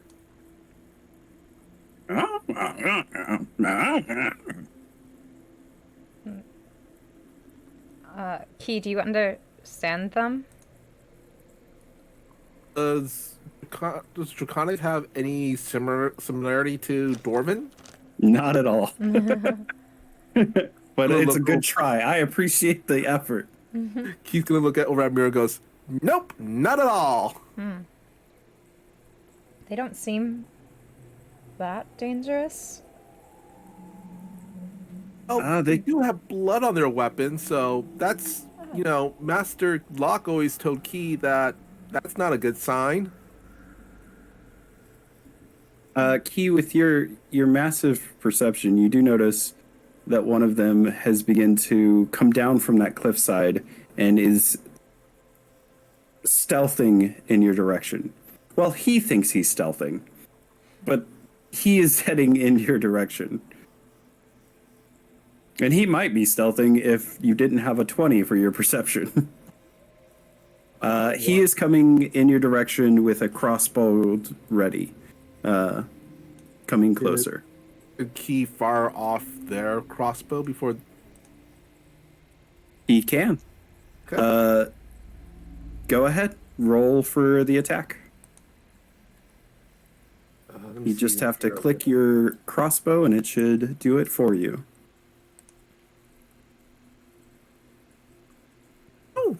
Oh, an 18 is definitely going to hit him. And 6 damage. Key. Another thing that we do here at this table is when you kill something, you get to tell me what happens.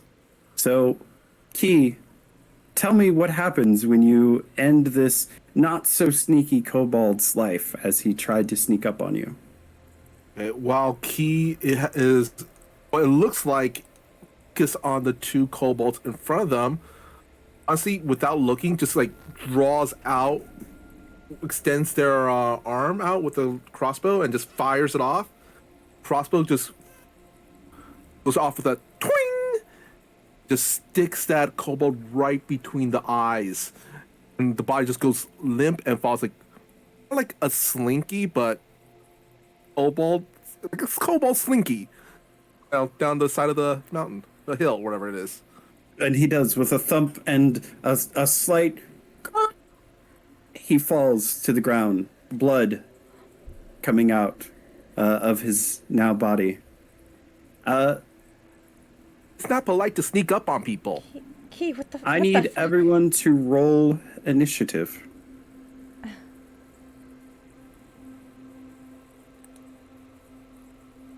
Alright. So on your character sheet, that will be. Oh, please click on your token and then roll initiative. Roll 20 will only count it if you click your token first. Okay. But it should be at the top of your character sheet.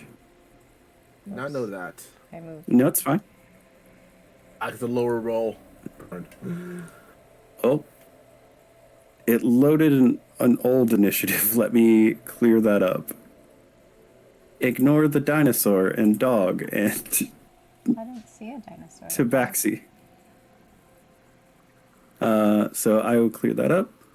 And I will have Alistair roll for initiative. Ooh, he's fast as fuck, boy.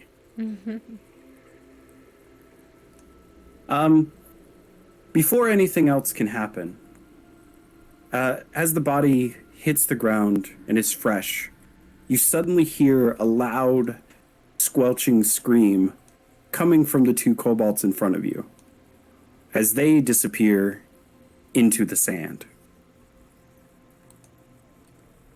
And blood comes spurting out of the spots where they were just standing. And from the sand, you see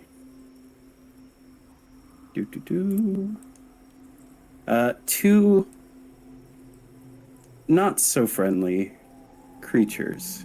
Ooh, oh my. Let me just find them on my giant list of monsters. Oh, there they are.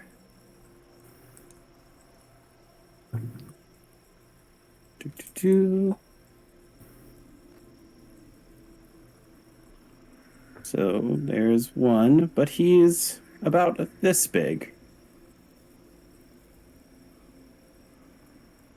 And then number 2, who is also about that big.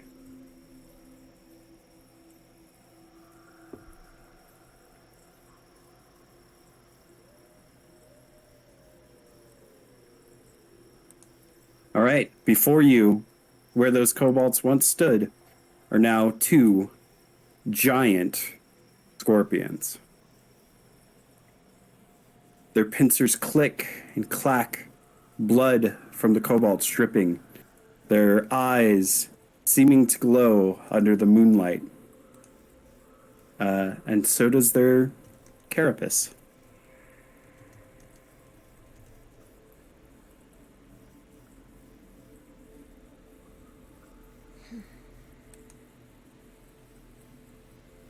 And I am going to roll initiative for them. One of them got a natural 20. Yay! Ooh, Oh, lovely. Isn't it? Do-do-do.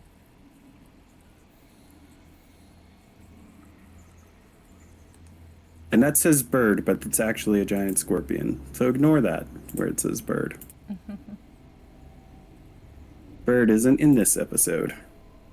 All right, I'm just going to adjust the turn order into descending. And we will have the giant scorpion go first, Alistair second, and then another giant scorpion. And then Kadir, you will be on deck. And following that will be Mira and Key. All right. And I think maybe we need a change of music.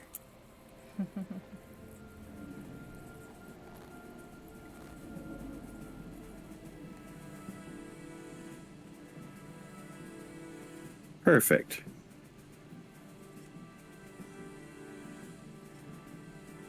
The first giant scorpion is going to begin to move towards the horses, and he is going to strike out at the horses who have done nothing but their job at this point.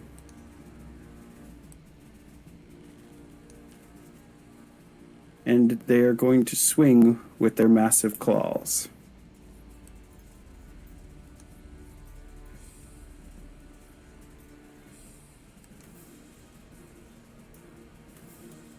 All right, the first strike hits, slamming against the horse that goes to the ground. And the scorpion begins to grab the horse by its neck with its mighty pincers.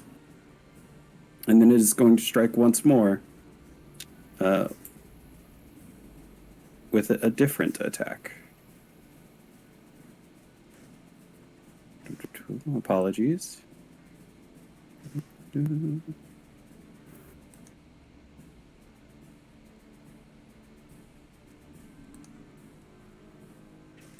As its massive stinger reaches to strike and strikes the horse as it lets out a painful squeal and neigh. I agree with chat. If the horse dies, you riot. And the poor horse is now injected with a little bit of poison. And that is going to bring us to Alistair's turn, who will stand up and yell, "Off of her, you cur!" as he shoots his Eldritch Blast. With a 17, he is going to hit that scorpion, and he is going to knock it back 10 feet. And then it is the other scorpion's turn, who is going to move similarly to the other horse.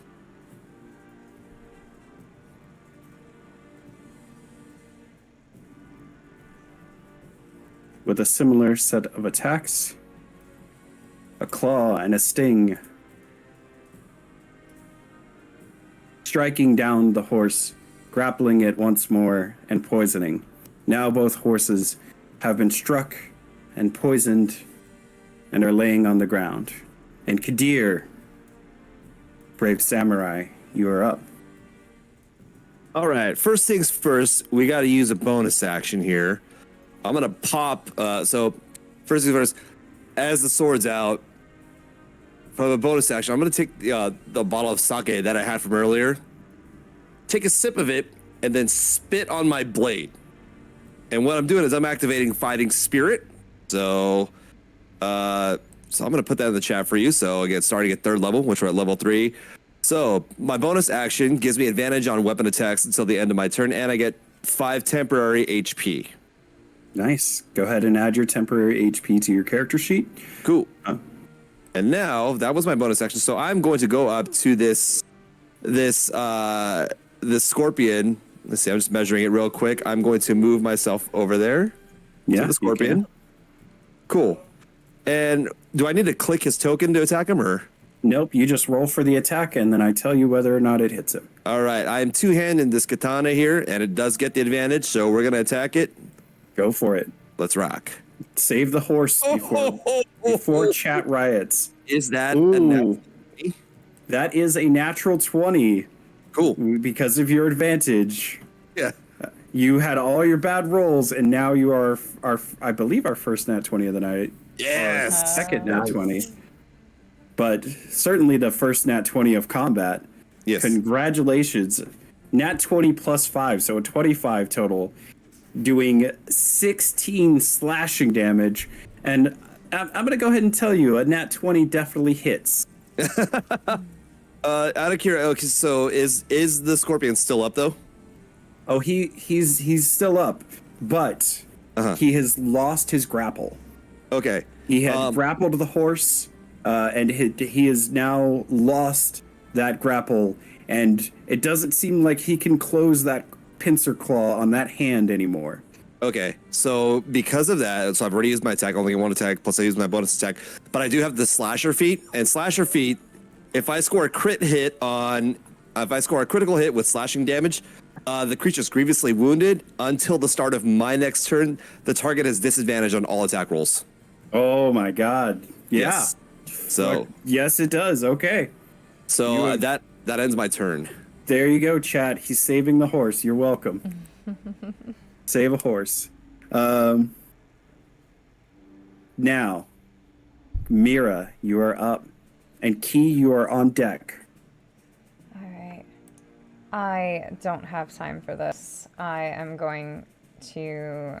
I see that Kadir is attacking that one, and I see the other one a little bit further off. I'm going to raise my arm and cast Mind Sliver on the other scorpion. Okay, so you're attacking the one that Alistair pushed back, right? The one that's to the right. Not the one he's in melee with. Okay, perfect. So go ahead and put Mind Sliver in the chat for me. This is how I do it. Is it? So you should just be able to click the name. There it is. Mm-hmm. You drive a disorienting spike of psychic energy. They will take 1d4. They take 1d6 of psychic damage and subtract 1d4 on their next saving throw it makes before the end of your turn. So go ahead and roll me a d6 for the damage. But it does have to do an intelligence saving throw. So. Creatures the target must succeed at... Oh, yes. I just Intelligence assumed... save. Wow. From a scorpion. Yeah. Mind Sliver is good for getting... Oh, yeah. Let's see if he, with his -5, can make this save. Yeah, no, he rolled a 1. He rolled a 1. Well, he rolled a 6, but he got a 1. Yeah, so you strike into him, doing that 4 damage, following suit with Alistair. And he will have disadvantage on his next saving throw before the end of your next turn. Oh, should I roll the d4 as well? because it's subtract 1d4 from his next saving throw. Whenever he has to make a saving throw, we'll do that. Okay. So it's only when they do that. And that's gonna be my turn. All right. And that brings us back to the top of the round, where that giant scorpion who... Wait. My turn. Oh, sorry, Key. Apologies. You're up. All right. Well, I'm going to use... Key's going to use their cunning action to first hide, which is... You need to look at what cunning action does. You okay? No, yeah, you're good. Okay. Go ahead and roll a stealth for the hide.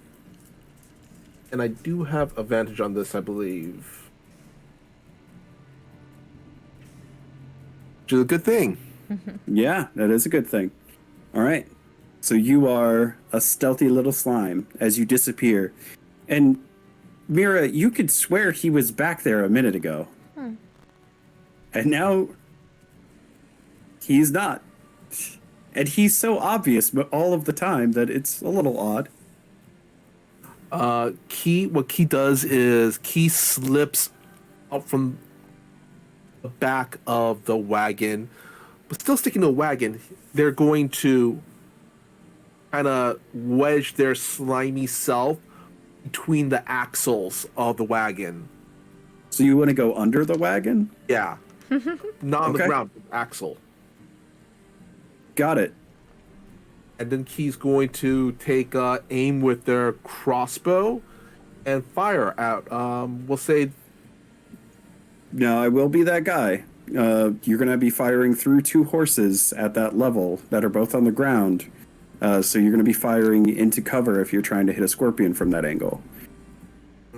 So if you would like to adjust your movement somewhere else, I like the play and use of slime, but you will be firing into cover, and the horses have been through a lot. And I don't want chat to turn on you. They seem to like Key. Yeah. All right. Then they are going to move to the right of the right near where the right wheel is on the back of the wagon. You see there? Yeah, move your character. You should be able to click him and drag him around. As long as you have the arrow in the top left of your bar clicked. I'm gonna make it so they still have cover behind the wagon, though. I think I have a clear shot from where they are right now to the one on the right. Yes, you do. Yeah. I'm gonna fire light crossbow at Scorpion. Okay. You have advantage, and he is obviously you're firing from stealth, so he's surprised. Go for it. 19. Got 19. A 19 definitely hits, and your crossbow slams into the scorpion, who thought he was getting a quick meal, but is quickly learning he is. You guys are not going to be as easy to eat as kobolds. That'll be my turn. Mm-hmm. And that brings us to the giant scorpion's turn, who is going to begin to move in the direction of Mira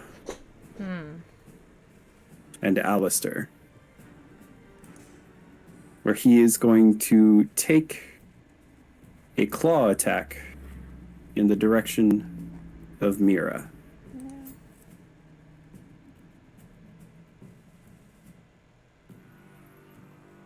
I'm going to assume a 23 hits. Yes. You're going to take 5 bludgeoning damage, and you are grappled. On your turn, you can choose to try to escape the grapple. It's a DC 12 to get out. And then he is going to swing with his poison stinger in the direction of our dear Alistair.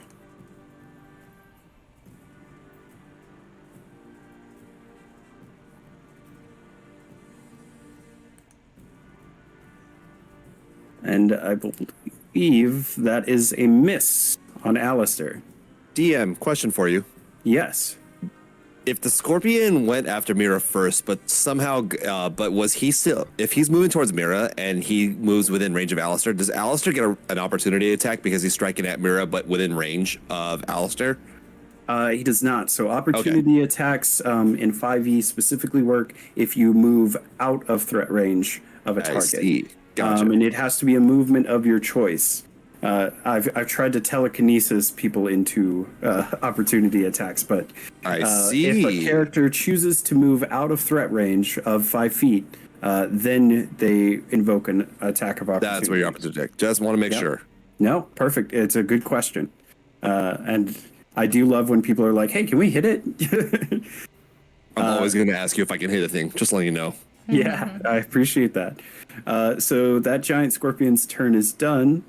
Oh, and I accidentally skipped Alistair, but I'm going to go ahead and give him another Eldritch Blast.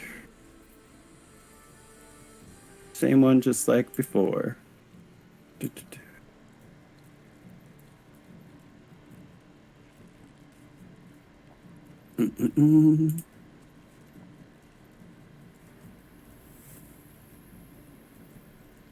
All right, his Eldritch Blast unfortunately goes wide.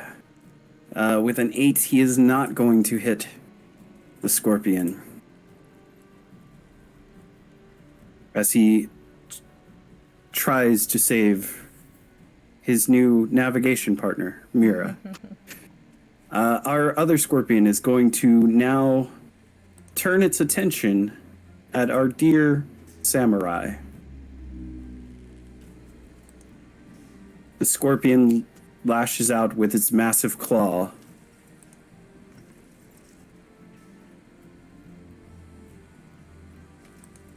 Does a 9 hit you? Nope. No? No? Okay. I thought I'd ask. Good to know. Yep. So no, his claw goes wide, obviously still injured from your earlier strike. And he has disadvantage on attacking you this whole turn, right? Both attacks? All attacks he makes until my next turn, he has a disadvantage. So he's going to try to sting you because he doesn't like that. Nice try, sucker. And he is also going to miss because I assume an 11 does not beat your AC. It does not meet AC. Let's go. All right. And another rule for the table is meets beats. So if it meets something, it beats it. Kadir, you are up, and Mira, you are on deck, and then Key following behind. All right. Out of curiosity, the Scorpion that's attacking me, how's he looking right now? Yeah. Well, his hand looks like it hurts a little bit, but he mostly still looks very hungry. You don't know the facial expressions of a scorpion all too well, but he looks like he could eat. He looks like he can eat? Okay, cool. I'm going to bonus action, pop my second fighting spirit. Leaves me with 1, so I'm going to keep that advantage again. It does not stack the temporary hit points, so I'm just going to keep it at 5. So I am going to attack at that. I'm going to two-hand strike that Scorpion once more. Now, describe to me, something I love at my table is flavor. Describe to me what that samurai spirit looks like as it envelops you. So, the first level with Fighting Spirit, it was me spinning on the sword with sake to bless it. You see that Kadir's muscles grip the handle of this katana, and just for a moment, the vascularity in his arms seems to show. As you see this sort of glint in his eye, the non-scarred eye, as he looks at his target. He swings though, and I'm pretty sure he misses because a 7, I'm pretty sure does not meet AC. Is that correct? It does not meet AC, but you look really cool. Yeah. but you want to know something? One good turn deserves another, so we're gonna action surge, and I'm gonna take another attack. There you go. Check out their flex. Yes. So that really was just a wind-up for this swing right here. Does a 16 hit? 16 does. Okay, and it looks like that's 10 slashing damage. That is 10 slashing damage. And now he's looking a little less hungry. He's looking a little like, You know what, Mom? We got food at home. All right, I believe that ends my turn. That ends, and Mira, you are up. Okay, I have a DM question. All right, I have a DM answer. If I do something that makes this creature run as far away as possible from me, does it drop me? Since I'm grappled? I'm willing to say that it depends on what the text says. If it is afraid of you, then yes, it will drop you. If you're just making it move in a direction, it might take you with it. Even though it says moves away from me in the text. Go ahead and put it up in the chat for me. Okay. It's getting there. And keep in mind, at the beginning of your turn, you do get to make a strength save to escape. Mm-hmm. I'll do that. Oh, this spell. If Tyr is in the chat, I just want you to know that I'm grimacing from PTSD from this spell. Target must make a wisdom saving throw. 3d6 stuck. Available to move as far as... Kind of sounds like a fear. Yeah, I think in this instance, it might let you go. Okay. Do you want to try for your strength check to escape first? Is that an action or? But no, it's Free? a beginning of your turn. It is. Sweet. It is. Yeah. Then yeah. Yeah, it's sure. not a. Strength check. Yep. So you will roll a strength check on your sheet. It should be. Boop, boop. There we go. No, he still has a firm claw on you, but you may cast your spell if you would like. Yeah. So I'm assuming my hands are tied to my side, being grappled by this really disgusting giant scorpion. But I grip a hold of my my cutting shears, and I cast Dissonant Whispers on the scorpion What that's do you holding say me. to this scorpion to make him run away?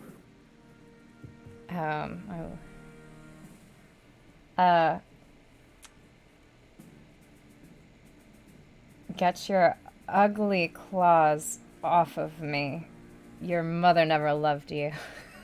It's All not right, going to understand it, but It's the thought that counts, really, at this point. As with all good insults, it's the thought that counts. So he needs to make a wisdom saving throw, and he needs to beat 13. and he gets a does he get a -4? He does get a minus D4 to whatever Yeah. he rolls. Yeah. Good combo. So here's his wisdom saving throw. That brings us to a 17, and then you need to roll a D4 to bring him to 13, but I think he'll still meet beats. Yeah. Let's do it anyways. Oh, I got a 4. Oh. So 13, he does meet the save. If he had an emotional expression, it would be like, my claw is not ugly. How dare you?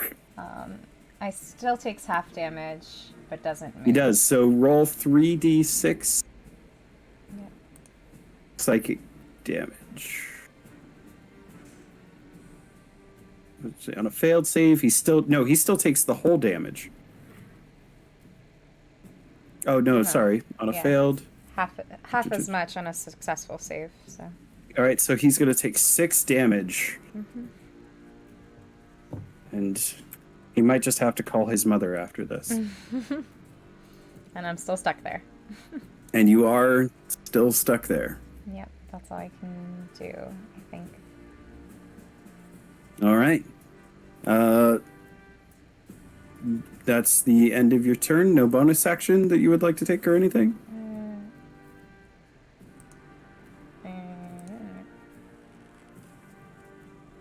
No.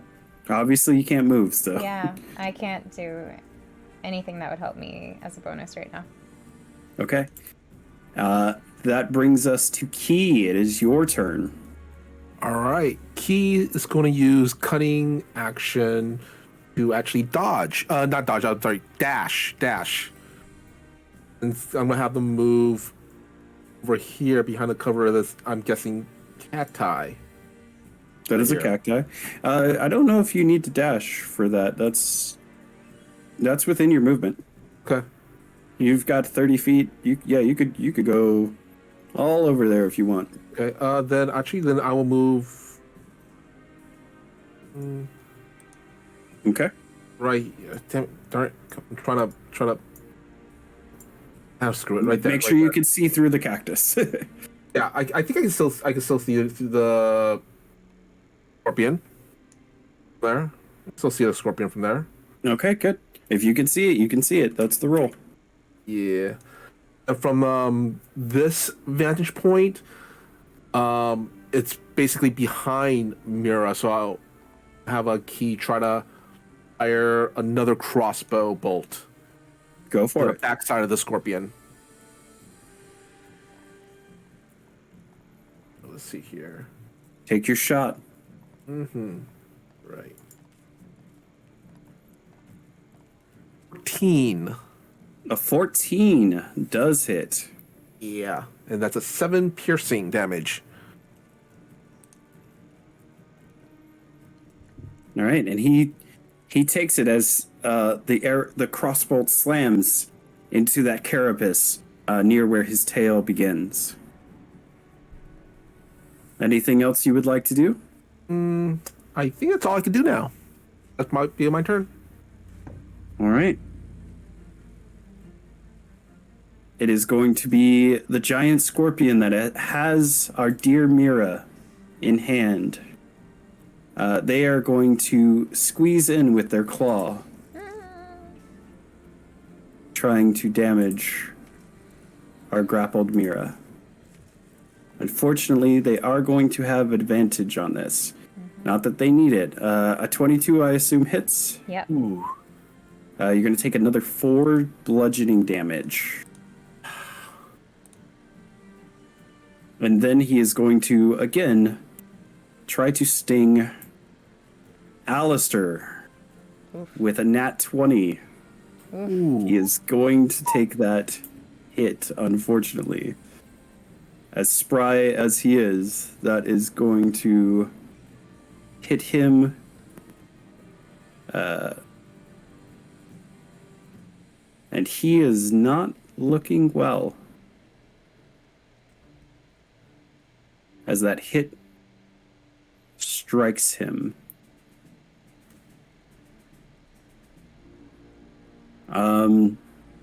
And then it's going to be his turn to rebuttal. Alistair, bleeding and poisoned now.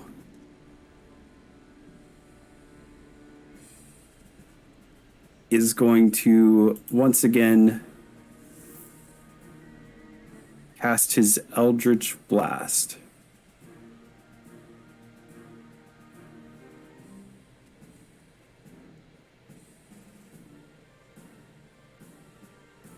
Oh, and he gets a nat 20. There it is. Dang. Yo, let's go. So not only does he hit this scorpion, he knocks it back 10 feet.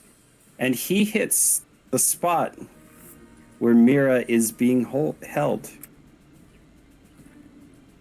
So 13 points of force damage as the scorpion goes flying backwards, dropping Mira Ow. into safety. And Alistair sighs as the blast hits and the blood from the wound and poison drips out of him. Oh, thank goodness. And now it is going to be the other scorpion's turn, who is making friends with our dear samurai.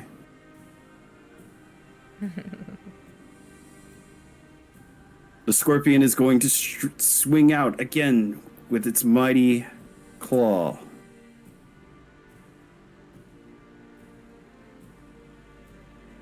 And a sting coming immediately after.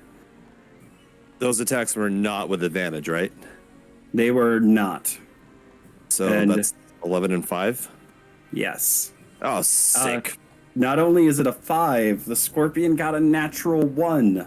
So you see that rock you're standing next to? Mm-hmm. In his confusion, he stung the rock, crippling his piercer as it slammed against the rock.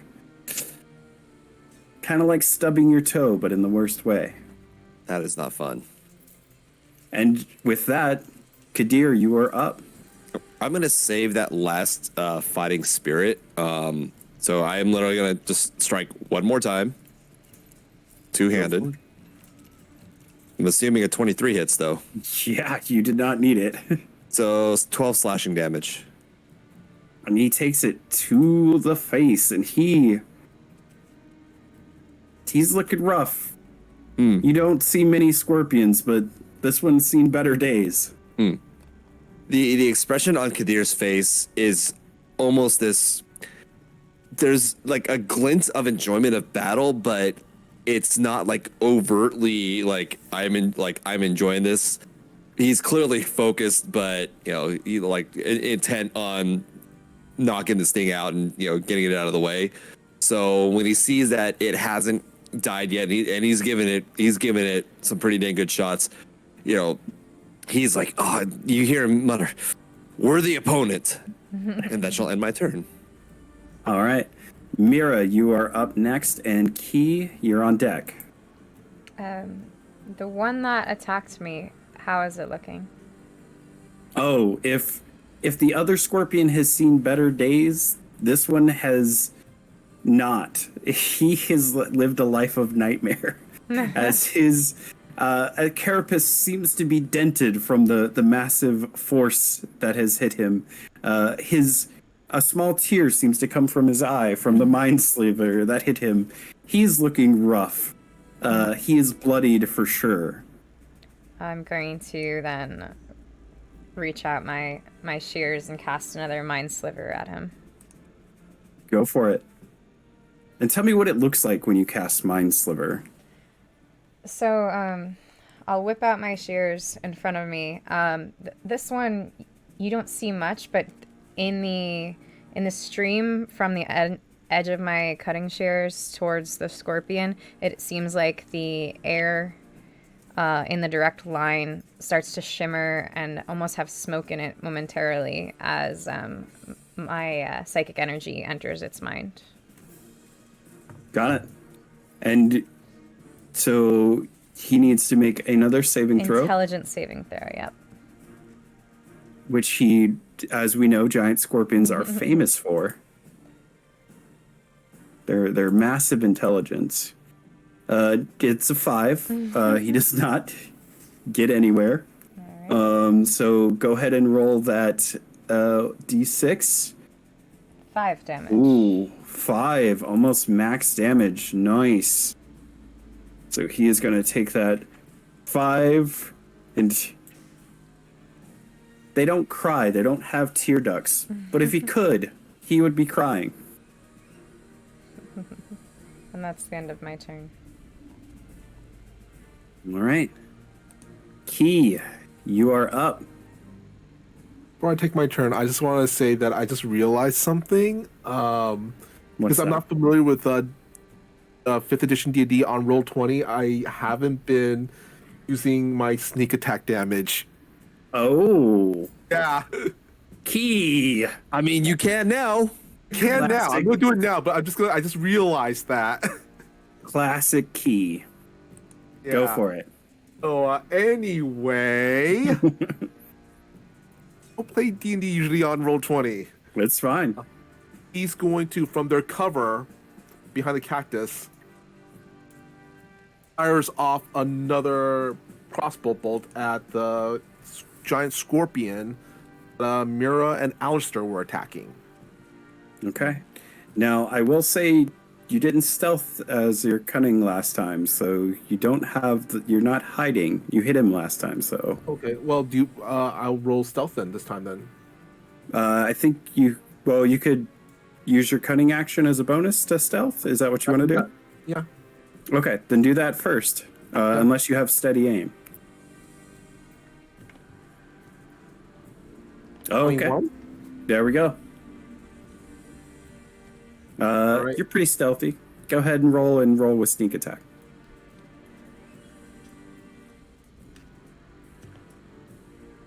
24? The crit? I think that hits, right? That does hit. A nat 20 will in fact hit almost anything, actually. Fun And I'm side going to story. now actually add the sneak attack damage too. Yeah, go ahead. All right. A whole 2 damage on top of your 15, 17 damage.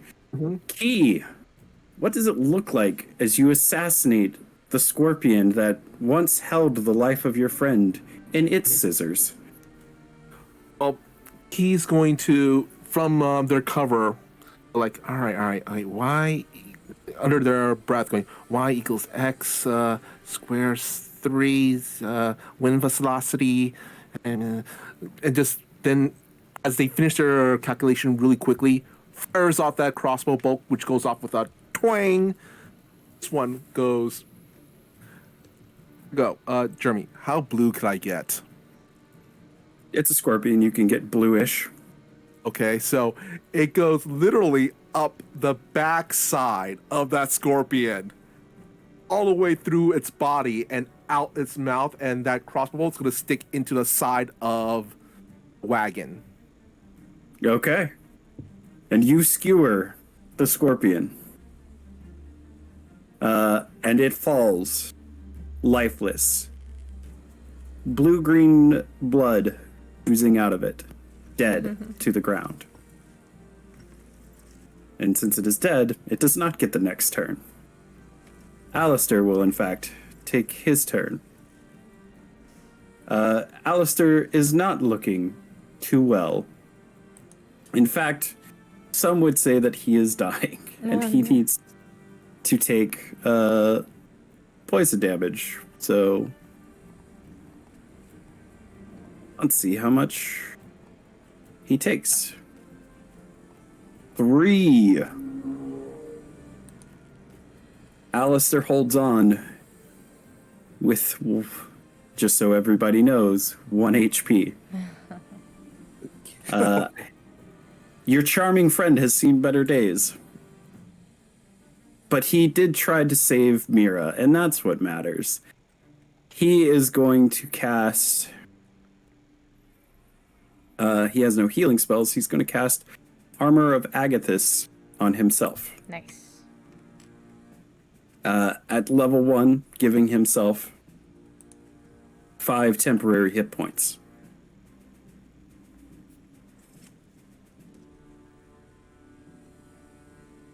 As he grips to life. And as he casts this spell, you see these dark, beautiful flames curl around him as the armor protects him, covering the wound that was poisoned. And then it is the scorpion that has remained, who got named Bird. So Bird the scorpion is going to take his turn. Angered and enraged that his friend has died, because scorpions care about these things, he is going to swing at Kadir 3 times. Ooh. Twice with his claws and once with his giant stinger. Does a 23 hit? The 23 does hit. You're going to take 9 bludgeoning damage and be grappled. Does an 18 hit? 18 does not hit. Oh my god. You're level 3. What? You did see how I built this character, right? Yeah, I did. All right. 18 does not hit. Does a 6 hit? If the 18 doesn't hit, does the 6 hit? All right, so you just take that bludgeoning damage, but you are going to be grappled by the giant scorpion. Okay. As so you to, begin your next turn, so to shake free of grapple, what do I need to do? you need to make a strength saving throw, and I believe the beat is 12. It looks like. yes, DC 12 to escape. 14. A 14 will do it. Yeah, Cool. you're strong as fuck. Like your muscles have flexed. You've had a little bit of sake. You're ready to go. You break free.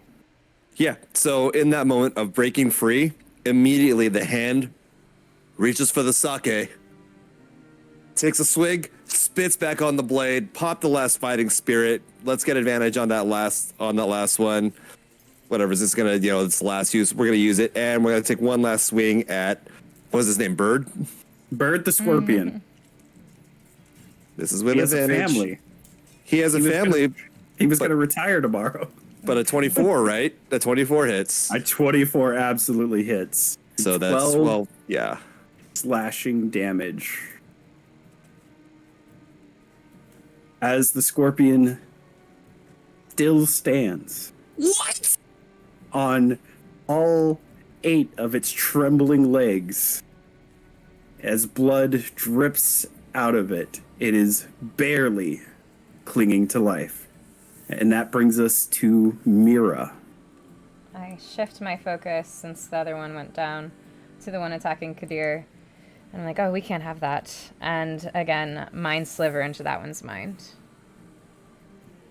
Go for it. Another intelligence save, correct? Yep. Yeah. Again, Bird the Scorpion, famous for his intelligence, is not going to make his save. Oh, no.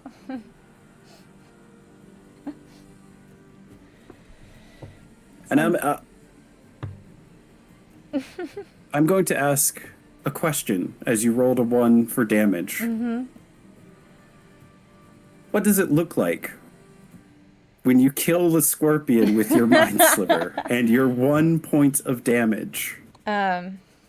Casting mind sliver, holding out my shears, I see Kadir bulging and totally in rare form. His muscles are bulging. I get distracted for a second, so the shimmer that comes off of my my shears wavers momentarily before reaching the mind of the scorpion, and I'm gonna guess that his insides start coming out of his eyes.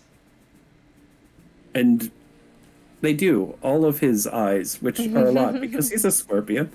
And grossly, they do begin to fall out as he falls to the ground. His mind no longer there. And he is likewise defeated. And in this moment, there's a breath of calm quiet.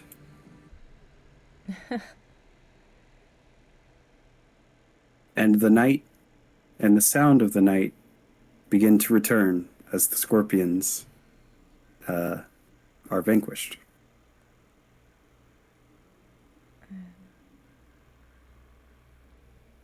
Ooh. All right. Wow. So, does anybody want to do anything? Yeah. Does the scorpions in some RPGs and stuff, scorpions could be harvested for parts? Is there anything like that in this world? You can certainly try. Okay. Oh, I know. Mira, you had Sorry. a hand up. Mm-hmm. Go ahead. I just wanted to turn to Alistair, who's I'm assuming still next to me, dying. You're looking kind of rough there, Alistair. Yeah, I'd say so. Does anyone have anything to help him?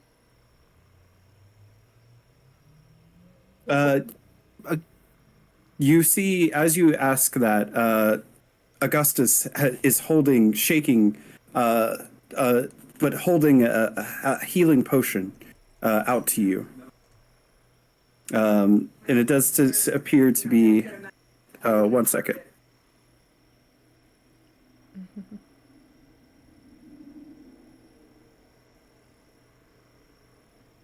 Sorry about that.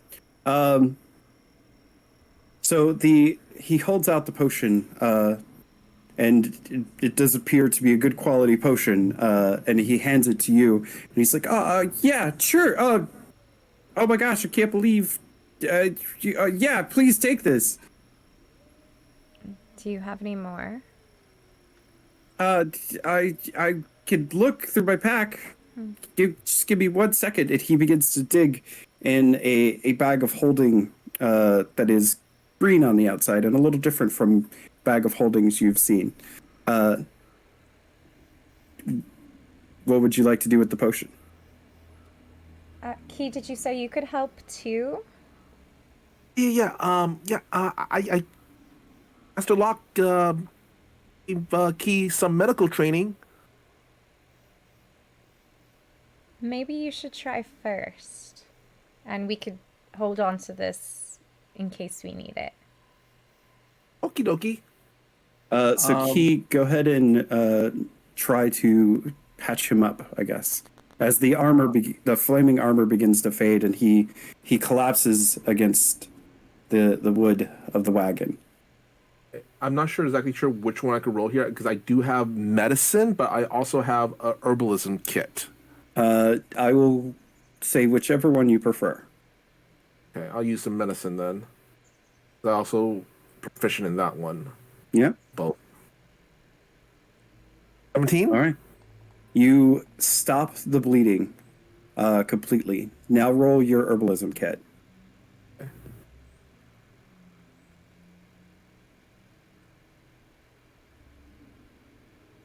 You have 8. You're pretty sure you cured the poison. But he is still looking like he needs healing. Well, Key thinks they got rid of the poison, but still a little rough. Still gonna need that potion. Fine. And I will pass the potion over. He lifts up, trembling, trying to hold it. And doesn't seem to have the strength to hold it up. You're going to administer it to him reluctantly. Yes. So go ahead and roll me. That should be 2 d6 plus your Constitution 2d6. modifier. Yep, 2d6 plus. Oh. Ooh, max on both. Yo. So 14 total. 14. He is looking much more like himself as the healing potion fills his body, and he gets that glow back in his eyes as he begins to rise up, and he's like, "Oh, thank you. Wow. Adventuring, huh? You said I didn't look good before, but am I looking better?" And he smiles. Little.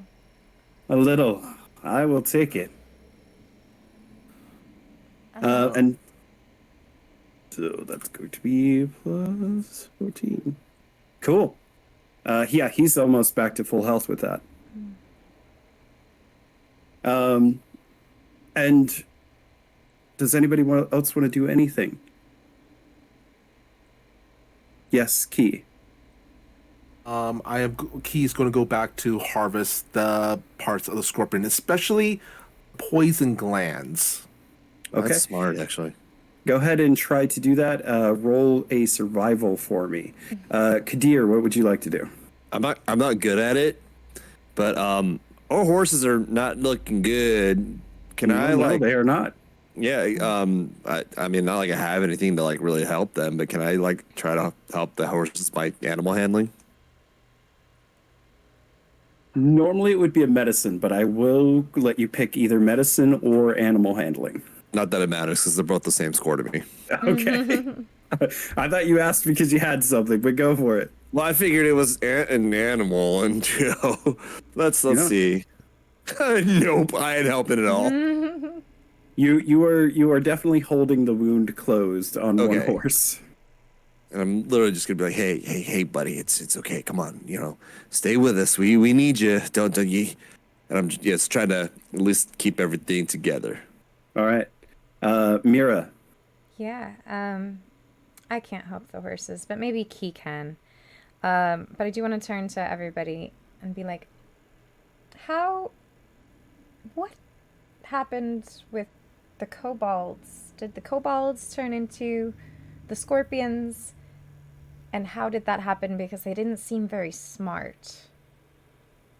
He got eated. Oh, they didn't turn into each other? I didn't think I saw very well. I struggled to see in the dark. Yeah, same here. But I'm pretty sure what I saw, they got swallowed, and I don't think we'll need to be worrying about those kobolds either anymore. It wasn't pretty. Yeah. Key, you kind of attacked first. How did you know that they were going to attack us? Well, one of them was being kind of rude. You don't really sneak up, to friends. It's not really proper etiquette. At least that's what Master Locke told Key. Mm-hmm. All right. Especially if they have blood on their weapons. Well, y'all held your own a little bit better than I thought you would. Augustus is actually going to hop down and begin to help with the horses. Oh, thank God. As soon as Key finishes their harvesting, Key will go help. Unfortunately, Augustus is not a doctor, but a historian. And he is also not... He's holding down the wound for the other horse, so the horses have stopped bleeding out. Together, we have stopped the bleeding. Roll? Yes. Okay. And I will... 21. Yeah, I'll take the 21. I was going to give you advantage.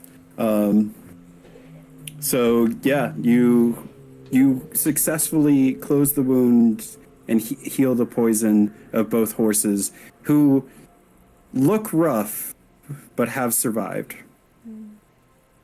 Master... Oh, go ahead. To say, while Key was administering the medicine thing, they're going to form their slime on their forehead. You know that little thing that doctors have on their foreheads, the old-timey ones? The little mirror, yeah. Mm-hmm. Yeah, that's what Key does. Okay. Oh, jeez, so cute. And a medical mask. Yeah. Well, yeah, you got to be safe. You Yeah, never know what you're sanitary. going to get. So, yeah, with that, there's a shuffle from the back of the cart, and a large Loxodon man walks forward, and he claps. Very well done. Good job. I thought I was going to have to jump in there for a moment, but you all did quite well. Good job with the horses. I will administer aid as we make camp.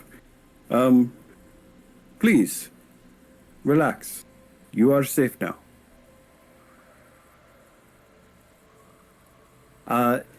Augustus asks, hey, guys, could anybody help me look around the area? Maybe for the hand? Sure, I'll go with you. Thanks. Does anybody else want to help look for this hand? Or Mira, do you want to stay with your tiefling friend who has decided he's comfortable on the cart? I'm gonna join and help look for the hand. All right, Key. You're muted. But it sounded good. He will help, but only after they also looted that first kobold body that Key killed that tried to sneak up on them. Yes, and let me see what your survival was on getting the It was a 10, scorpion. so I don't know. Oh yeah, you you have scorpion pieces. Okay. Whether they're good or worth anything, you don't know, but you have pieces of scorpion. All right then. We'll find out. Next time on Dragon Ball Z. And then you're going to help search. And yes, you can loot the one cobalt. He has a light crossbow, a dagger that is rusted. The crossbow had 5 bolts in it, and he had 2 gold pieces. Or sorry, 3 gold pieces. Gotcha. Yay! Keys 3 gold richer.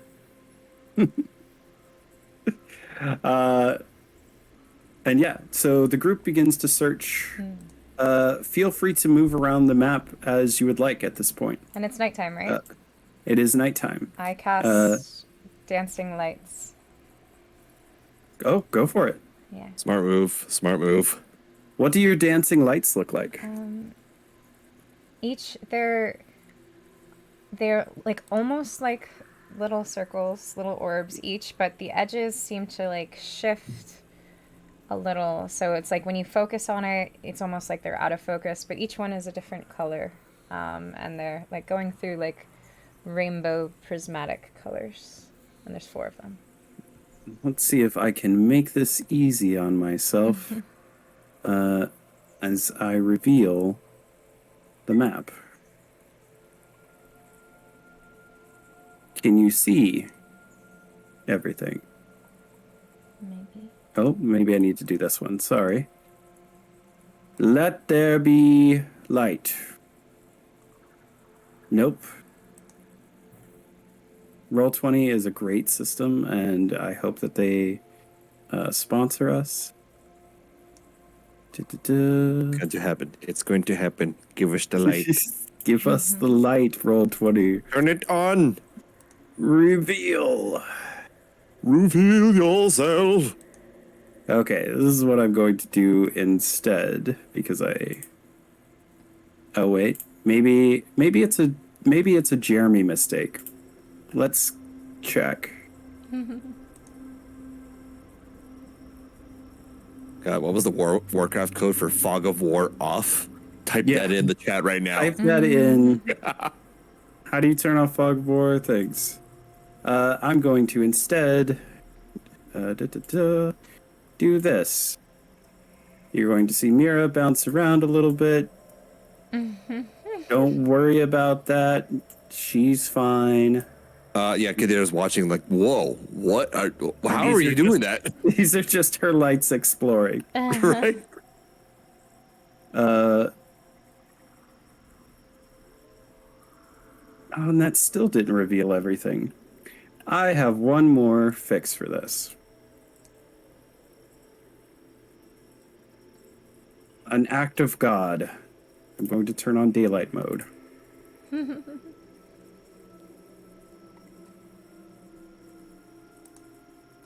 Aha! Now there is light. So it is essentially daytime in the area of 120 feet as you make these lights. As you do, everyone give me a perception check.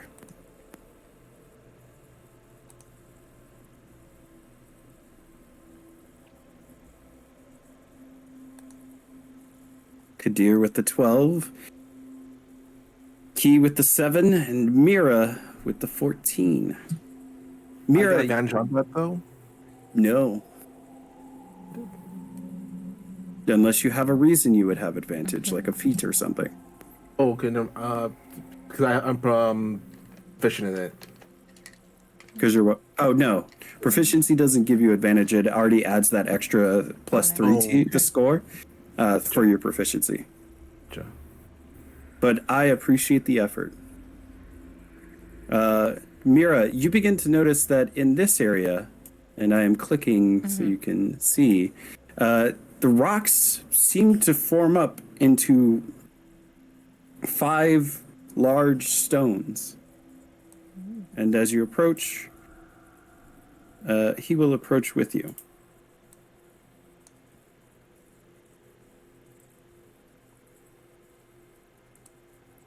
And you begin to notice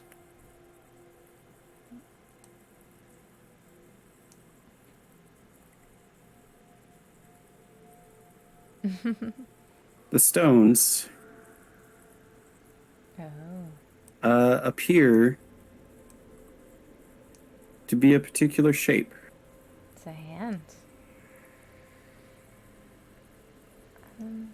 I think we found your hand, sir. There you go. And in the center, there is a coin purse and an old book. Augustus picks it up and clenches it and hands Mira the coin purse, completely uninterested in the coin purse. After looking at the coins, because they may have had historical value.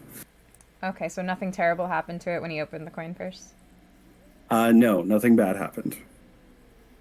Right. But I appreciate the instinct of not trusting me. Yeah, I don't trust a hand, anything in the middle of a hand sticking out of the ground, so... That is also very fair. God, that graphic. Yeah.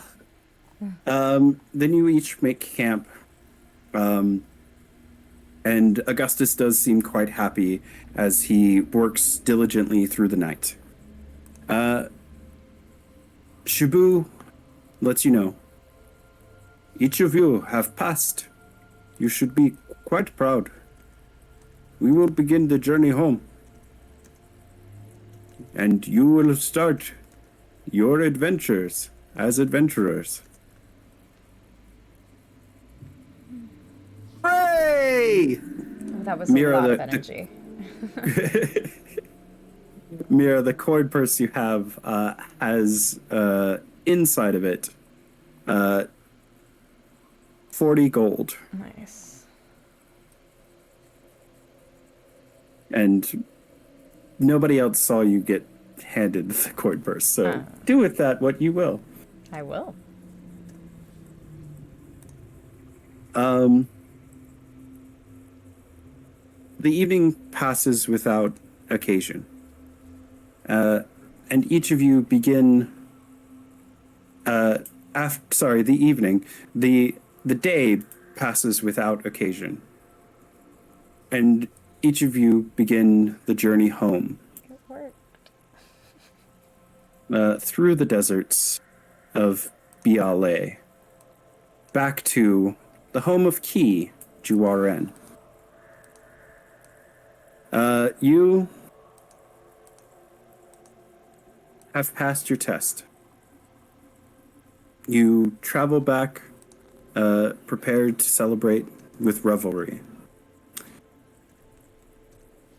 And you will head back to the academy. Does anybody want to do anything during this travel or return to the academy? I think Key would return back to Locke to tell them about this latest adventure of theirs and how everything went down. All right. Locke looks sadly at the pile of scorpion scraps you have. Yes, a long rest. Everybody is healed and rested up. It's about a week's journey out from the city. So everybody is good and rested. Locke looks at the pile of scorpion bits that you brought back, and he looks and he goes, "You know, these are worthless, but I am so proud of you. I'm going to take them and I'm going to put them up on that shelf with all of my trophies. It's good right up there, Key. Hooray! Key did good! Well, you did something, and that's something to be proud of." Yeah, and so you guys enjoy a nice day/night at the bar. Augustus leaves almost immediately upon arrival and begins to travel elsewhere. He lets you know that he has found another clue about the world before. And that's the only thing he seems to say about that as he heads out. And he assures you that this will not be the last time you see him. Very excited that his life was saved, and convinced that maybe Mira did the saving, but it was a little back and forth because he tried to save Mira too. He offers to buy, Alistair offers to buy everybody another round in celebration upon your return of food and drink, and let's assume some revelry, because Alistair. Macro Sundays for everybody. Mackerel Sundays for almost everybody. And that is going to bring us... Oh? No, that role was whether I actually partook in it or not. I'm with the yeah. We're You're not still gonna, holding out? We're still holding out. We're going to get you to take a Mackerel Sunday at one point. You know it. And that is going to bring us to the end of our adventure for the evening. I want to thank you all for joining, and thank you to our lovely audience who stayed with us throughout this. This is the session 0. I wanted this to be a simple combat and a simple test for everybody to get used to the system, get used to everybody's characters, and introduce you to the world. In 2 weeks, we will begin again, and we will begin with episode 1, and truly, in earnest, begin to dive into the world of spell shots. One last time, Kadir, where can people find you online? All right, what's up? I'm Andrew J. Landy. I played Kadir tonight. Again, pronouns he, him. You can find me Instagram, Twitter, and Twitch at Andrew J. Landy. That's Andrew, the letter J, then my last name, Alandy. Again, that's Twitter, Instagram, and Twitch, wherever. Love to hear from you. Say hi. Again, couple things coming up aside from being here. You'll find me tomorrow on the Initiative Order playing in the Goblins campaign. That'll be happening on Wednesdays. And then on the Modifius channel on Mondays, aside from next Monday, which is Memorial Day, you'll find me as part of the Fallout Winter of Adam campaign. So we're playing in the Fallout system. So a lot of great stuff. So hope to keep up with y'all. And again, thanks for hanging out with us tonight. Yeah. Key, where can people find you? Well, I am Michael Powell. You can find me all over the internet on my social medias, which is usually at Mr. Kapow. That's MrKapao. Or my Facebook page, which is facebook.com/Michael Powell Does Stuff, because I do a lot of stuff, like my YouTube channel, Fantastic Tales of Adventure. And my streaming schedule right now is Thursdays at 6 p.m. Pacific Standard Time. I'm on the Toyzilla Network channel for Toyzilla Live, where we talk about toys and collectibles.